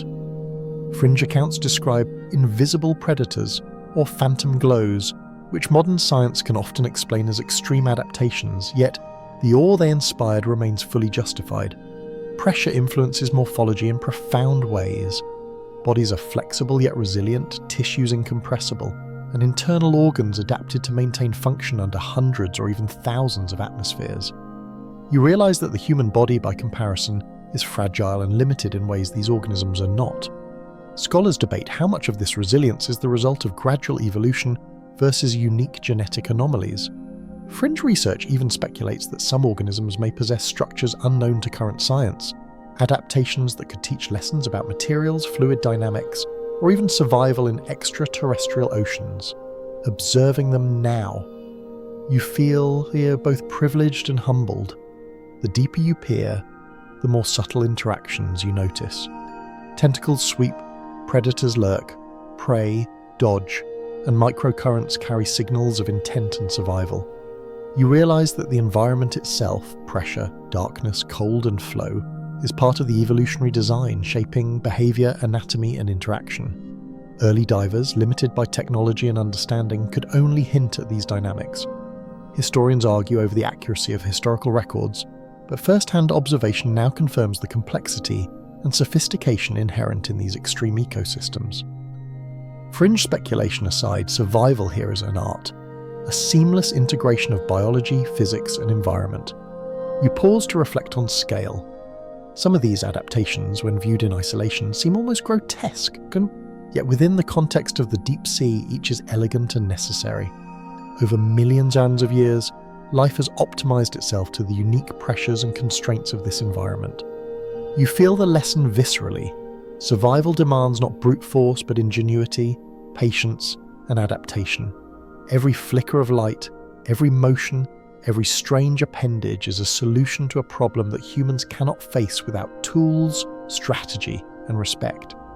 Even as you drift, observing, you recognize that the deep sea teaches subtle but profound principles: energy conservation, environmental awareness, anticipation of risk, and efficient motion. These lessons are mirrored in human survival strategies, from early divers' rudimentary techniques to your own deliberate actions. The creatures themselves serve as instructors in the art of persistence under extreme constraints.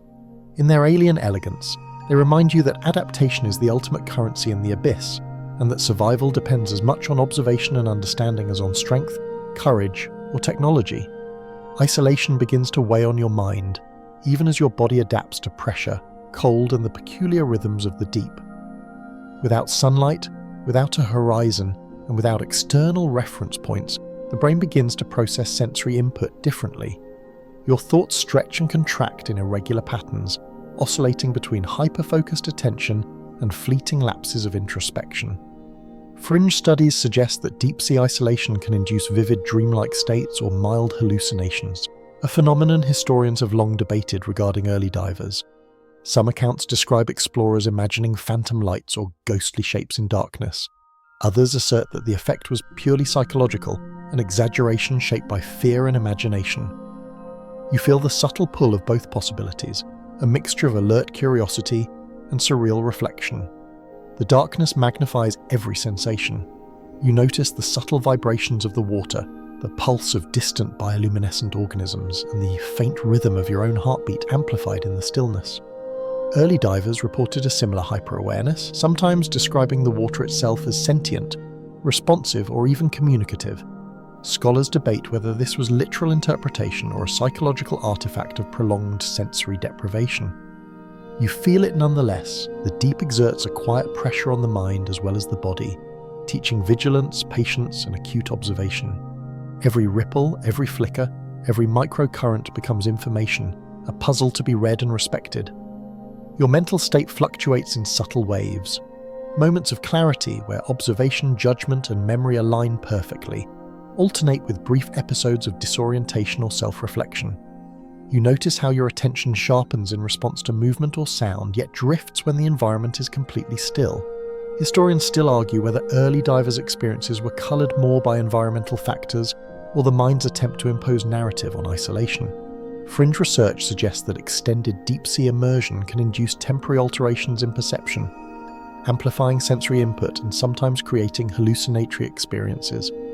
You feel a subtle tension between vigilance and introspection, understanding that both are necessary, one to survive, the other to comprehend the alien world around you.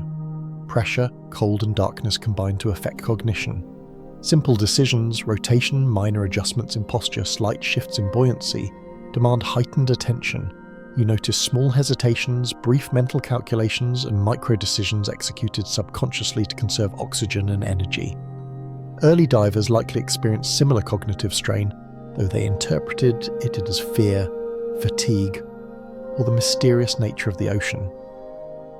Fringe accounts describe moments of sudden insight or heightened perception in isolation, suggesting that the mind compensates for sensory deprivation with heightened awareness in some domains. You feel this subtly as your mind and body synchronize with the environment, each informing the other in a delicate feedback loop. Sleep or rest is impossible in the traditional sense, yet micro-rest periods occur naturally. Floating quietly, minimizing movement, and allowing currents to carry you requires mental discipline, yet provides intermittent reprieve from exertion. Historians note that early divers sometimes drifted in place, unresponsive for short periods, a practice some recorded as meditation or divine communion. Fringe researchers suggest that the brain enters a light, dreamlike state under extreme isolation and pressure, a phenomenon that may have influenced explorers' extraordinary endurance and observational acuity. You sense this rhythm now, a subtle ebb and flow of attention, energy, and awareness that extends endurance without conscious effort. Time loses meaning. Without sunlight or external cues, minutes expand and contract unpredictably. Early divers often describe deep-sea dives as timeless or eternal, a sensation historians debate as either poetic exaggeration or physiological consequence of isolation and pressure. Fringe studies confirm that sensory deprivation can warp temporal perception, blending awareness and memory in unusual ways. You feel your thoughts stretching into both the past and the potential, integrating observations of bioluminescent patterns, currents, and predator movements with your own physiological state. Awareness and cognition become inseparable, a dynamic negotiation between mind, body, and environment. Even small interactions with creatures take on heightened significance. A flick of a tentacle, a brief flash of light, or a tiny movement in the water is magnified in attention, memory, and interpretation. Scientists are divided on whether early divers accurately assess these cues or relied on imagination to fill gaps. You notice that hyperfocus amplifies both survival potential and psychological strain.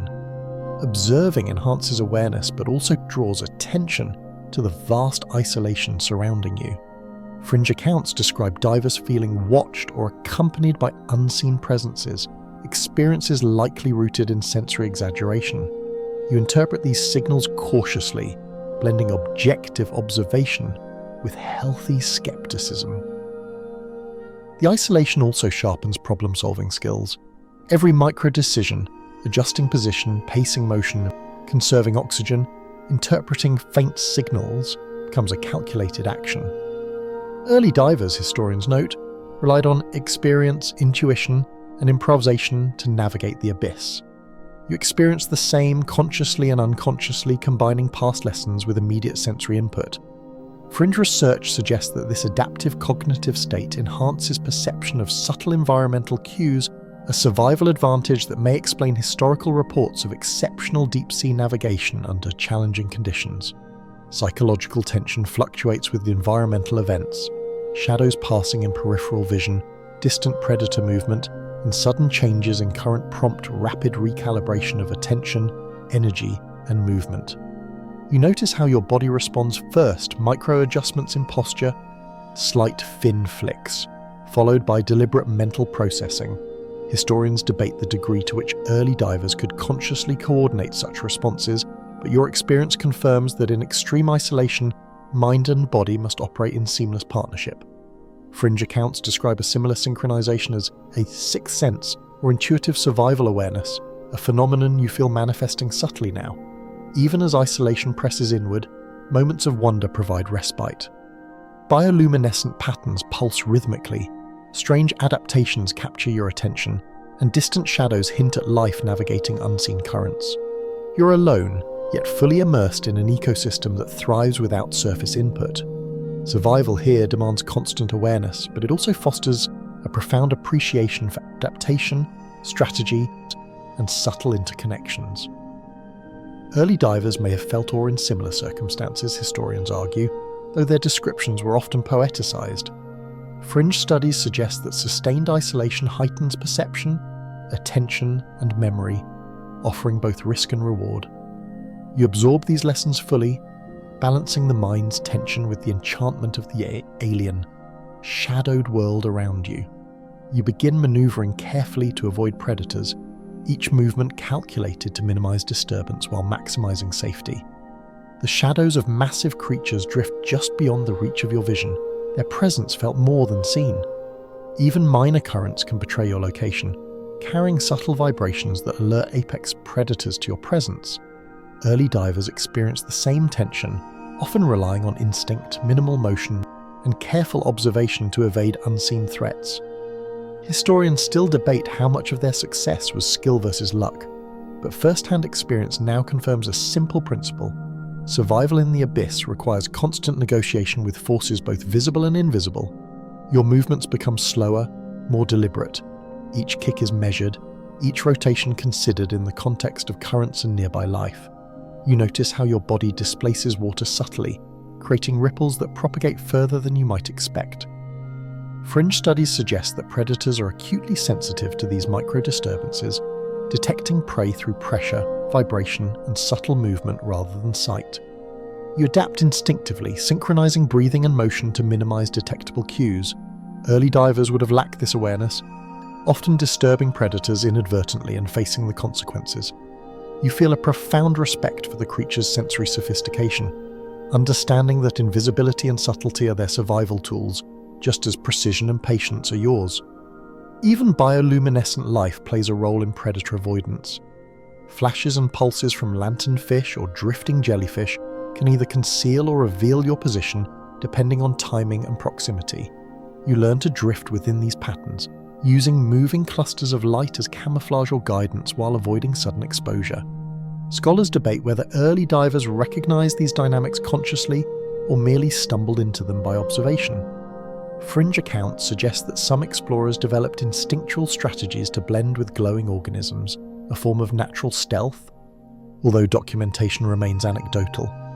You realise that your awareness must integrate visual, tactile, and acoustic information simultaneously, creating a multi-layered approach to survival. Currents complicate evasion. Even slight eddies can carry sound, scent, or pressure changes directly to predators. You adjust posture and orientation minutely, allowing water to carry you rather than fighting against it, blending subtly with the environment. Early divers face similar challenges, often unaware of the invisible cues that could betray them. Fringe studies suggest that repeated exposure enhances subconscious detection of water flow and vibrations, effectively granting divers a heightened sensitivity to predator presence. You notice your body responding before your conscious mind registers danger, a symbiosis of instinct, learned behavior, and environmental attunement. The shadows of predators fluctuate in size and clarity. Sometimes a colossal squid drifts near, barely visible but omnipresent, while smaller hunters dart with sudden bursts of speed, testing both your position and reaction. You observe subtle behavioral cues, tentacle flicks, fin adjustments, pulsing bioluminescence that hint at intent, strategy, or awareness. Scientists debate the degree of intelligence versus instinct in these apex species, yet their impact on your navigation and decisions is undeniable. Every minor movement must account for these potential interactions. Survival is as much about perception and timing as it is about physical skill. Pressure, temperature, and darkness add layers to predator avoidance. Cold slows reflexes. Pressure magnifies exertion. Darkness obscures visual cues. You counteract these factors by minimizing movement, aligning with currents, and observing patterns of bioluminescent flashes. Early divers face the same compounding challenges, often forced to retreat or wait for predators to pass. Fringe accounts describe divers who merged with the water, achieving a state of near invisibility through patience and understanding of environmental rhythms. You experience this subtly, a quiet meditative synchronization with the abyss that enhances survival probability. You also consider energy conservation in your evasive maneuvers. Rapid motion could escape detection, but at the cost of oxygen and caloric reserves, whereas slow deliberate drift conserves resources but risks closer proximity to predators. The balance is delicate, a continuous negotiation. Historians debate whether early divers consciously calculated such trade-offs or relied on instinct alone, yet your own experience confirms that awareness and timing are essential. Fringe research emphasizes that subtlety often outweighs speed in extreme environments, a principle that applies equally to predators, prey, and human survival alike.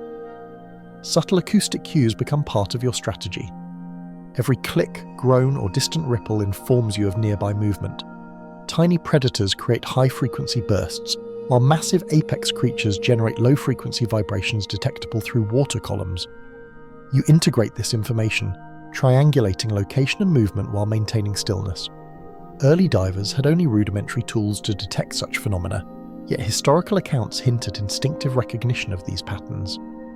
Fringe studies suggest that prolonged exposure enhances auditory perception, allowing divers to anticipate threats with minimal visual input.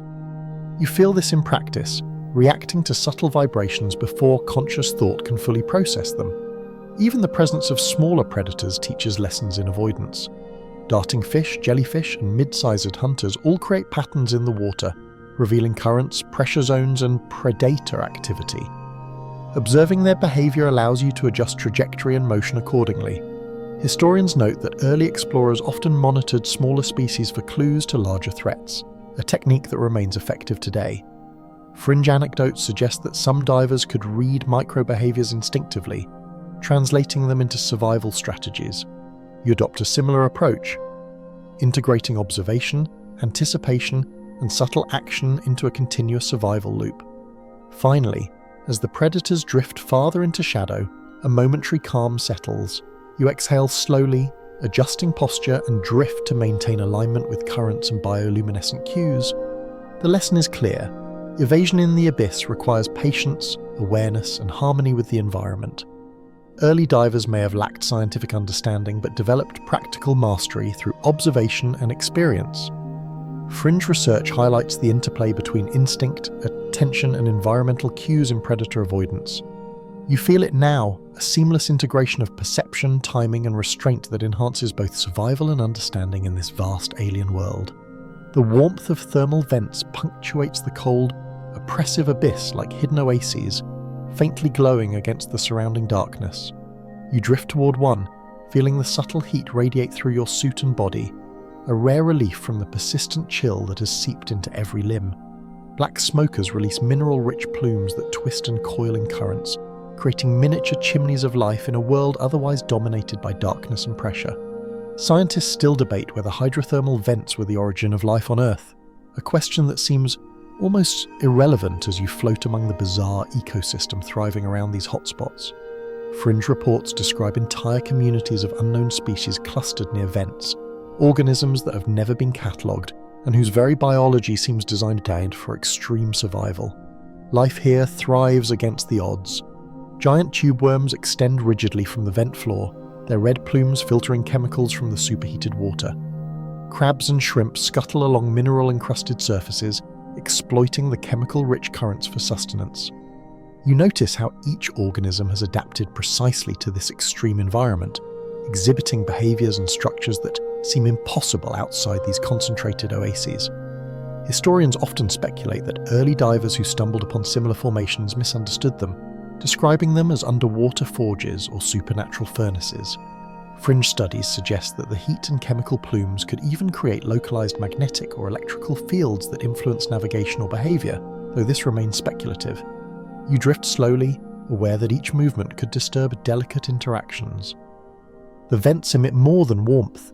Chemical gradients ripple through the water, creating microhabitats that support dense clusters of life. Bacteria flourish along mineral seams, forming the foundation of an entirely unique food web.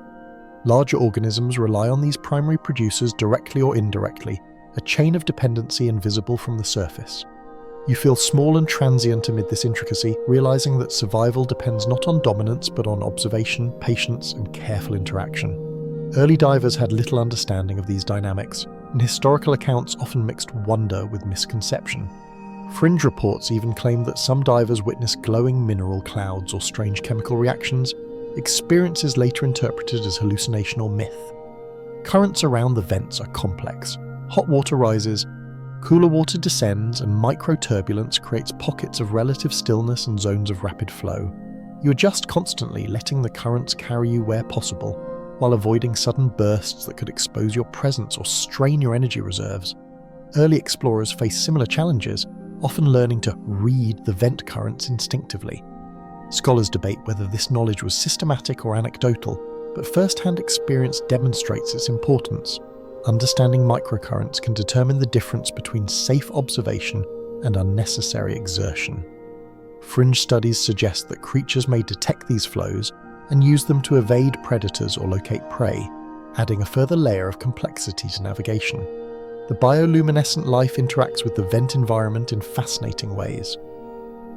Tiny crustaceans cluster near mineral plumes, their flickering light blending with the chemical haze, while larger predators lurk at the edges, exploiting the concentration of prey. You notice how the proximity to heat and chemical nutrients dictates behavior, distribution, and movement patterns. Scientists are still unraveling the details, debating whether vent organisms rely primarily on chemical cues, light signals, or pressure feedback to navigate this intricate ecosystem. Fringe reports describe divers observing synchronized glowing behavior, possibly as a form of communication or environmental adaptation. You watch carefully, noting the subtle interplay of factors, integrating observation into your survival strategy. Temperature gradients also affect your physiology. Exposure to localized warmth temporarily eases shivering, stabilizes muscles, and slightly improves dexterity. But the surrounding cold water limits the duration of this benefit. You shift carefully, maximizing exposure without overexertion or disorientation. Early divers lacked such understanding, often assuming warmth was uniform or misjudging energy expenditure relative to temperature changes. Fringe studies suggest that micro-adjustments to heat zones can prolong endurance and reduce oxygen consumption, principles that you apply instinctively now, fine-tuning movement, buoyancy, and observation to the subtle environment around the vent. You notice that the vent ecosystem is a microcosm of adaptation and survival. Species coexist in a delicate balance, exploiting chemical and thermal gradients while avoiding predators. Even small changes in current or temperature can ripple through the community, shifting behavior in measurable ways. Historians note that early divers sometimes misinterpreted these patterns, attributing purpose or intelligence to mechanical or chemical interactions. Modern observation confirms that even minor changes have outsized consequences, reinforcing the principle that survival requires both awareness and restraint. Fringe reports suggest that vent organisms may possess sensory mechanisms unknown to science, capable of detecting subtle vibrations, chemical shifts, or thermal changes that humans can barely perceive. Suspended mineral particles, heated water, and microcurrents create an ever-changing landscape. You drift cautiously, aware that even slight miscalculations could disrupt fragile balance or draw attention from predators lurking nearby. Every movement is calibrated for efficiency, conserving oxygen and energy while maximizing observation. Early divers' records often underrepresented these environmental subtleties, highlighting the advantage of modern awareness and controlled movement. Fringe studies suggest that repeated exposure to vent ecosystems enhances perception of currents, temperature gradients, and localized chemical signals, a subtle form of environmental intuition. You feel this adaptation subtly sharpening your awareness. The vents themselves are both anchor and challenge. They provide warmth and life, yet proximity increases exposure to predators attracted to the nutrient-rich environment. You navigate around clusters of tube worms, jellyfish, and small crustaceans, noting the patterns and flows while minimizing disturbance. Survival here is about reading subtle cues, integrating observation, energy management, and environmental intelligence. Scholars still debate whether early divers could have recognized such nuances or merely stumbled through them by luck. You understand that successful navigation requires attentiveness, patience, and respect for both the visible and invisible forces shaping this extraordinary habitat. Finally, as you drift in the thermal gradient, a sense of rhythm emerges. The combination of heat, currents, chemical cues, and bioluminescent life creates an ecosystem with subtle, observable patterns. You learn to harmonize movement with these rhythms, blending efficiency with observation, curiosity with restraint. The thermal vents are a microcosm of survival, demonstrating adaptation under extreme conditions. Early divers may have glimpsed similar oases, though historical accounts often romanticized or misunderstood them. Fringe studies emphasize that understanding and integrating environmental cues is as critical to survival as physical skill. Here, amid warmth and mineral clouds, you feel fully immersed in the complex dance of life, pressure, and adaptation that defines the deep ocean. You begin sketching and logging everything you observe, every flicker of bioluminescence, every pattern of current, and every strange adaptation in the creatures around you. The process is both practical and meditative, a way to impose order on an environment that is otherwise chaotic and alien. Even minor details, tentacle movements, shimmering trails of plankton, or the flow around thermal vents, carry information critical to understanding survival strategies. Early divers often kept meticulous journals, though historians still debate whether their records were entirely accurate or coloured by our imagination and fear. Fringe accounts suggest that some explorers believed documenting behaviour could communicate with unseen entities or teach the sea itself. You focus on translating observation into precise records, your mind sharpening with the task. Sketching in such darkness and under pressure is a challenge. The tactile feel of your tools against your suit, the faint resistance of water, and the need to minimize movement create a delicate balancing act. You learn to move your hands with minimal disruption, allowing currents to carry your position while tracing shapes and patterns. Scholars debate whether early divers could truly capture the nuances of deep-sea life, but first-hand experience demonstrates that careful attention and patience yield rich detail. Fringe researchers suggest that sketching may enhance memory and pattern recognition in isolation, a subtle cognitive adaptation that helps in both survival and understanding of the environment. Each observation teaches something new. You note subtle predator-prey interactions. A distant shadow spooks a school of small fish, which disperse in synchronized flashes, only to be recaptured by another predator moments later. Currents guide movement, bioluminescence communicates location, and pressure shapes behavior. Scientists still argue whether these behaviours are purely instinctive or contain elements of coordination and decision-making, but you are convinced that adaptation is both complex and precise. Early divers recorded glimpses of such interactions, though often framed in fantastical or anthropomorphic terms. Now, observing firsthand, you can pass function from myth, appreciating the elegant logic underlying each movement. The act of mapping the environment also forces you to monitor yourself. Every breath, every fin flick, every shift in posture must be deliberate, minimizing oxygen expenditure and avoiding predator detection. Early explorers lacked such precise feedback, often learning survival lessons the hard way. Fringe accounts describe divers who survive by synchronizing their movements with ambient currents and biological rhythms, effectively becoming part of the environment for brief periods.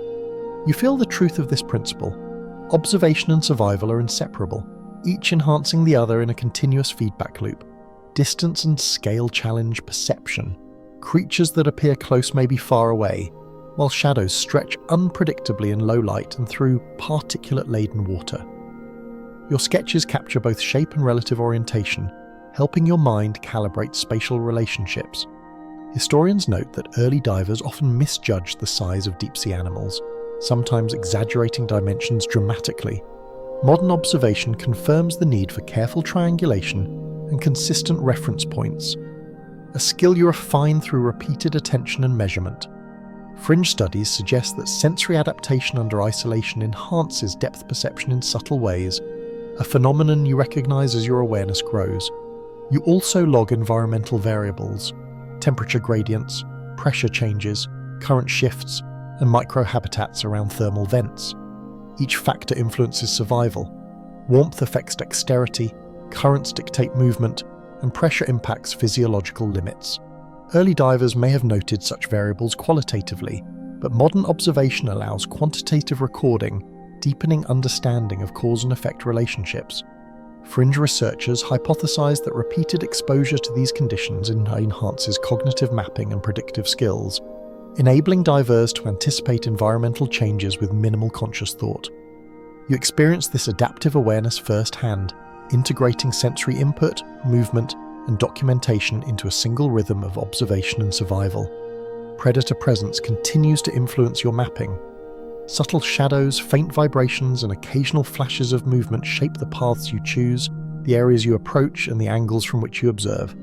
Scholars debate how early divers interpreted predator cues, often blending instinct with imagination. Fringe accounts describe divers who learn to read water currents, pressure changes, and environmental patterns to avoid apex threats. You adopt similar techniques, adjusting position and movement to observe safely, noting interactions without disturbing the balance of the ecosystem. Each observation becomes a negotiation between curiosity, safety, and endurance. You notice patterns emerging in clusters of organisms. Schools of lanternfish pulse rhythmically, tiny crustaceans follow predictable drift paths, and thermal vent communities exhibit structured distribution based on chemical gradients. Recording these observations requires sustained attention and a keen sense of rhythm in both motion and breathing. Early explorers could only speculate about such patterns, often interpreting them through metaphor or anecdote. Modern observation confirms that these behaviours are adaptive, coordinated, and finely tuned to survival in extreme environments. Fringe studies suggest that drawing these interactions reinforces cognitive awareness, allowing humans to integrate complex ecological data instinctively. Time passes in a strange cadence. Sketching, observing, and logging immerse you fully, creating a meditative loop that sharpens focus while conserving energy. Your awareness of oxygen, pressure, currents, and predators remains acute, yet the act of recording data allows mental engagement and distraction from isolation. Early divers likely experienced a similar state, though without the clarity of modern tools. Their journals reveal both awe and pragmatic notes on survival strategies. Fringe research suggests that this combination of structured attention and environmental attunement enhances endurance, perception, and problem-solving under extreme conditions. You feel the subtle benefits of integrating observation, documentation, and survival into a unified practice. Even as you map and log, the environment continues to shift. Thermal plumes move, bioluminescent patterns change, and currents fluctuate, creating a dynamic and unpredictable canvas. Each adjustment, each note, each sketch informs future actions and anticipates survival challenges. Historians debate the accuracy and utility of early divers' records, but your experience confirms the timeless principle. Attentive documentation is not only a scientific pursuit but a survival tool, allowing recognition of patterns, prediction of environmental changes, and understanding of the delicate interactions shaping life in the abyss. The ascent begins, and with it comes the subtle release of pressure, a sensation both exhilarating and disorienting. Your ears pop rhythmically, a mechanical reminder of the change in environment, while your lungs adjust to the decreasing hydrostatic force pressing on them. Even the smallest movements feel amplified, as though the water is slowly loosening its grip. Early divers experience similar phenomena, often documenting the physical and psychological relief upon surfacing. Historians still debate the accuracy of these accounts, given the potential for exaggeration or misunderstanding. Yet first-hand experience confirms the stark contrast between the crushing weight of descent and the gradual liberation of return. Your senses gradually reorient as sunlight faintly pierces the depths, a distant promise of the surface world. Bioluminescent creatures that once guided and mesmerized you recede into shadow, their glows fading as you rise through layers of darkness and cold. Fringe reports from deep-sea pioneers suggest that prolonged exposure to darkness often produce temporary hypersensitivity to light upon ascending, a phenomenon echoed in modern hyperbaric research. You feel a subtle tingle in your vision, colours more intense, shadows sharper, as if the ocean itself is rewarding careful observation and endurance. Currents shift unexpectedly during ascent. What once carried you gently now exerts uneven forces on your body, challenging buoyancy and requiring micro-adjustments in posture and movement.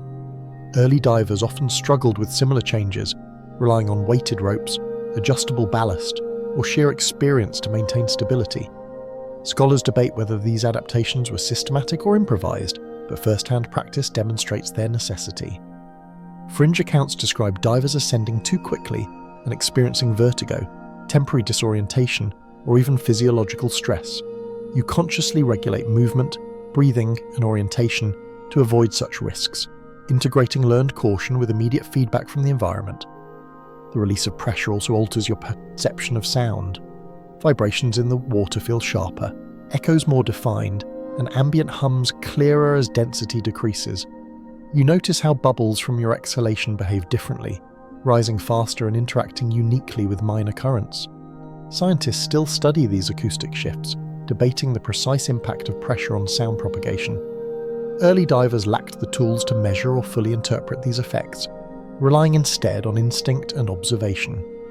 Fringe studies suggest that returning divers will often experience temporary auditory hyperacuity, a heightened sensitivity that can aid navigation and threat detection. You sense this subtle enhancement, allowing you to integrate environmental feedback more efficiently. Your body responds dynamically to ascending temperature gradients. The cold that once numbed limbs begins to ease gradually, muscles loosening and circulation improving. However, the shift also introduces minor discomforts, peripheral tingling, subtle shivering from rapid heat exchange, and transient fatigue. Early divers noted similar phenomena, often describing the process in anecdotal or metaphorical terms. Historians debate the consistency of these experiences, yet modern understanding confirms that thermal gradients during ascent can profoundly affect physiology. Fringe reports even suggest that some divers experienced euphoria during these transitions, a combination of relief, endorphin release, and perceptual recalibration. You notice a faint echo of this sensation, a gentle lift in mood tempered by ongoing focus. Observing the life around you, you notice behaviors shift subtly. Bioluminescent organisms recede toward deeper layers, predatory activity diminishes, and suspended plankton begins to drift differently under changing currents. These ecological adjustments highlight the interconnectedness of depth, pressure, or immersion, and survival strategies. Scholars argue over whether early divers could accurately interpret these phenomena, yet first-hand observation confirms patterns. Environmental change prompts predictable behavioral adaptation. You adjust trajectory and movement, using these cues to navigate efficiently, blending safety with observation while maintaining minimal energy expenditure. The ascent also provides an opportunity to reflect on the journey, the challenges of pressure, darkness, cold, Hunger, predators, and isolation coalesce into a profound understanding of the deep-sea environment. Each lesson learned through observation, experimentation, and adaptation now informs a broader comprehension of survival strategies under extreme conditions. Early divers often recorded reflections on similar experiences, mixing empirical notes with poetic interpretation. Fringe historians debate the accuracy of such accounts, but your own experience validates the core principle. Careful attention to environment, self, and adaptive behavior is essential for endurance. Even minor visual cues now guide you with enhanced clarity. Faint glimmers of sunlight, the shimmer of particles in ascending currents, and distant silhouettes of floating creatures provide orientation. Early explorers lacked these cumulative observations, often relying on instinct and repeated trial to navigate safely. Fringe studies indicate that repeated exposure to variable cues enhances cognitive mapping in three-dimensional space, a skill you now employ unconsciously. Every adjustment integrates memory, perception, and environmental data, creating a seamless flow of observation and survival strategy. Your body gradually reclaims its terrestrial rhythm. Muscles once tense with pressure and cold loosen, breathing normalizes, and orientation relative to the surface stabilizes. Early divers described similar sensations as relief, liberation, or even rebirth, often using metaphors drawn from surface life. Historians debate whether these were literal experiences or narrative embellishments, but your own observation confirms a combination of physiological, sensory, and psychological adaptation. Fringe accounts also suggest temporary heightened sensory perception during early ascent, a phenomenon you sense subtly as focus and awareness sharpen simultaneously. Finally, as you approach shallower depths, the alien world below begins to recede. Life patterns, currents, and temperature gradients gradually give way to the familiar environment above. The lessons of observation, patience, adaptation, and survival persist, however, embedded in both body and mind. Historians argue that early divers returned changed, not just physically, but cognitively, a principle you now experience. The deep shapes perception, understanding, and resilience.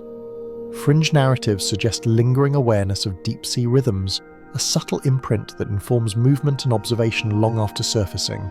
You ascend with heightened attentiveness, mindful of the transition, and grateful for the profound, complex journey that has taught endurance, adaptation, and reverence for the unseen. Back at the surface, the ocean feels simultaneously familiar and alien. The sun reflects off gentle waves, and the air is warmer, lighter, forgiving in a way the deep could never be. Your lungs expand fully without effort, your ears finally cease their rhythmic popping, and the weight pressing on your body is gone. Yet the lessons of the abyss linger, etched into your muscles, senses, and awareness. Historians note that early divers often described a similar mixture of relief, awe, and subtle disorientation upon surfacing, a phenomenon that continues to fascinate modern researchers. Fringe accounts even claim that the psychological imprint of prolonged immersion in darkness and pressure can last weeks, subtly influencing perception and decision-making. You feel this lingering awareness now, an echo of the deep that refuses to fade. The ocean's rhythm continues to reverberate within you. Currents, bioluminescent patterns, predator-prey dynamics, and thermal gradients are no longer just external phenomena. They inform a deeper understanding of balance, adaptation, and survival. You realize that the experience has reshaped both cognition and intuition, refining perception of subtle cues, enhancing patience, and teaching the economy of energy. Early explorers would have struggled to articulate these lessons scientifically, relying on anecdote and intuition.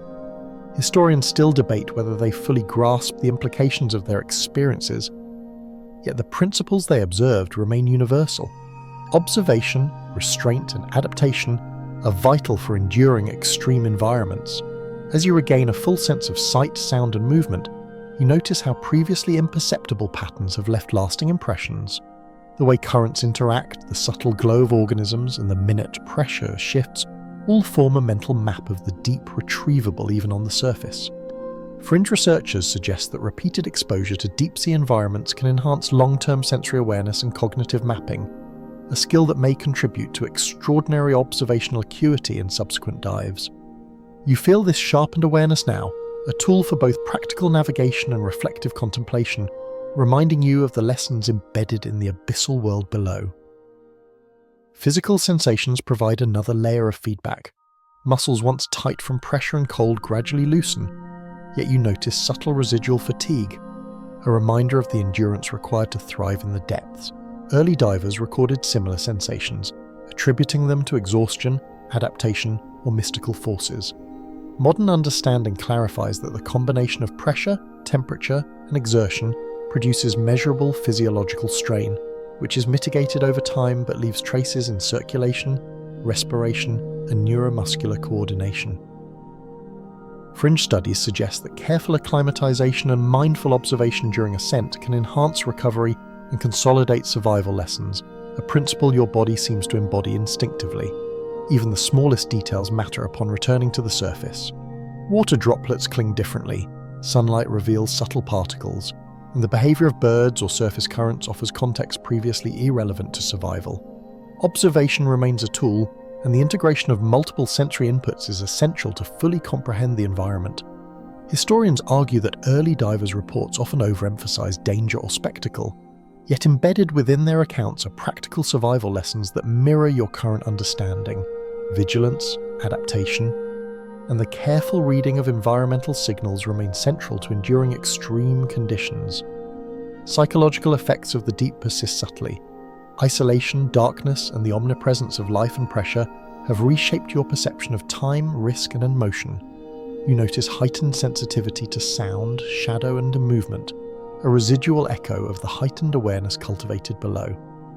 Early divers often describe similar after-effects, sometimes in mystical or poetic language, but the principle is clear.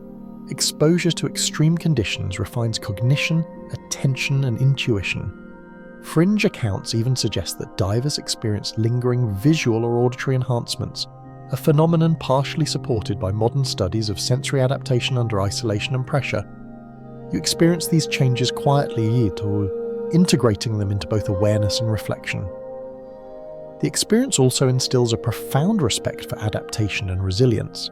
Every creature, current, and gradient observed in the abyss operates under principles of survival, efficiency, and balance. You recognize the ocean's logic. Life persists not through dominance alone, but through harmony with extreme conditions, careful energy management, and acute environmental awareness. Early divers recorded these phenomena in awe-filled narratives, sometimes attributing intelligence or intention to creatures and currents. Historians debate the accuracy, yet the underlying truth remains. Observation and understanding of environmental dynamics are central to enduring extreme habitats. Even as the surface feels normal, the deep remains part of your consciousness. Currents, predator cues, and temperature gradients replay subtly in your mind, reminding you of the intricacies of survival beneath layers of water and darkness. Scholars note that deep-sea experience often leaves lasting cognitive and perceptual imprints, influencing decision-making and environmental awareness long after surfacing. Fringe researchers speculate on subtle changes in pattern recognition and risk assessment following immersion, and you sense a faint echo of these effects, sharpening intuition and reinforcing patience. The abyss, though left behind physically, remains alive in perception and memory. Reflection accompanies the ascent fully realized. Lessons of energy conservation, oxygen management, predator avoidance, adaptation to pressure and cold, and reading environmental cues now form a coherent framework for understanding survival in extreme conditions. Early explorers glimpsed these truths through a combination of observation, trial, and necessity. Historians debate whether they articulated principles or relied on instinct, but first-hand experience confirms that these strategies are timeless. Fringe narratives suggest that deep immersion subtly reorganizes cognitive priorities, aligning perception with survival imperatives, a phenomenon you now recognize in your own awareness. Finally, you understand that the journey is as much internal as it is external. Survival in the deep ocean is not merely about endurance or physical skill, it is about observation, adaptability, and harmonizing with an environment that defies human intuition. Apex creatures, bioluminescent life, currents, thermal vents, and darkness all teach patience, attentiveness, and subtle decision-making. Early divers' accounts, whether accurate or embellished, reflect a shared struggle and insight into the principles of enduring extreme environments. Fringe studies reinforce that repeated exposure refines perception, intuition, and environmental attunement, a lesson your experience now confirms fully. The surface may welcome you back, but the knowledge, awareness, and respect for the deep will accompany you indefinitely.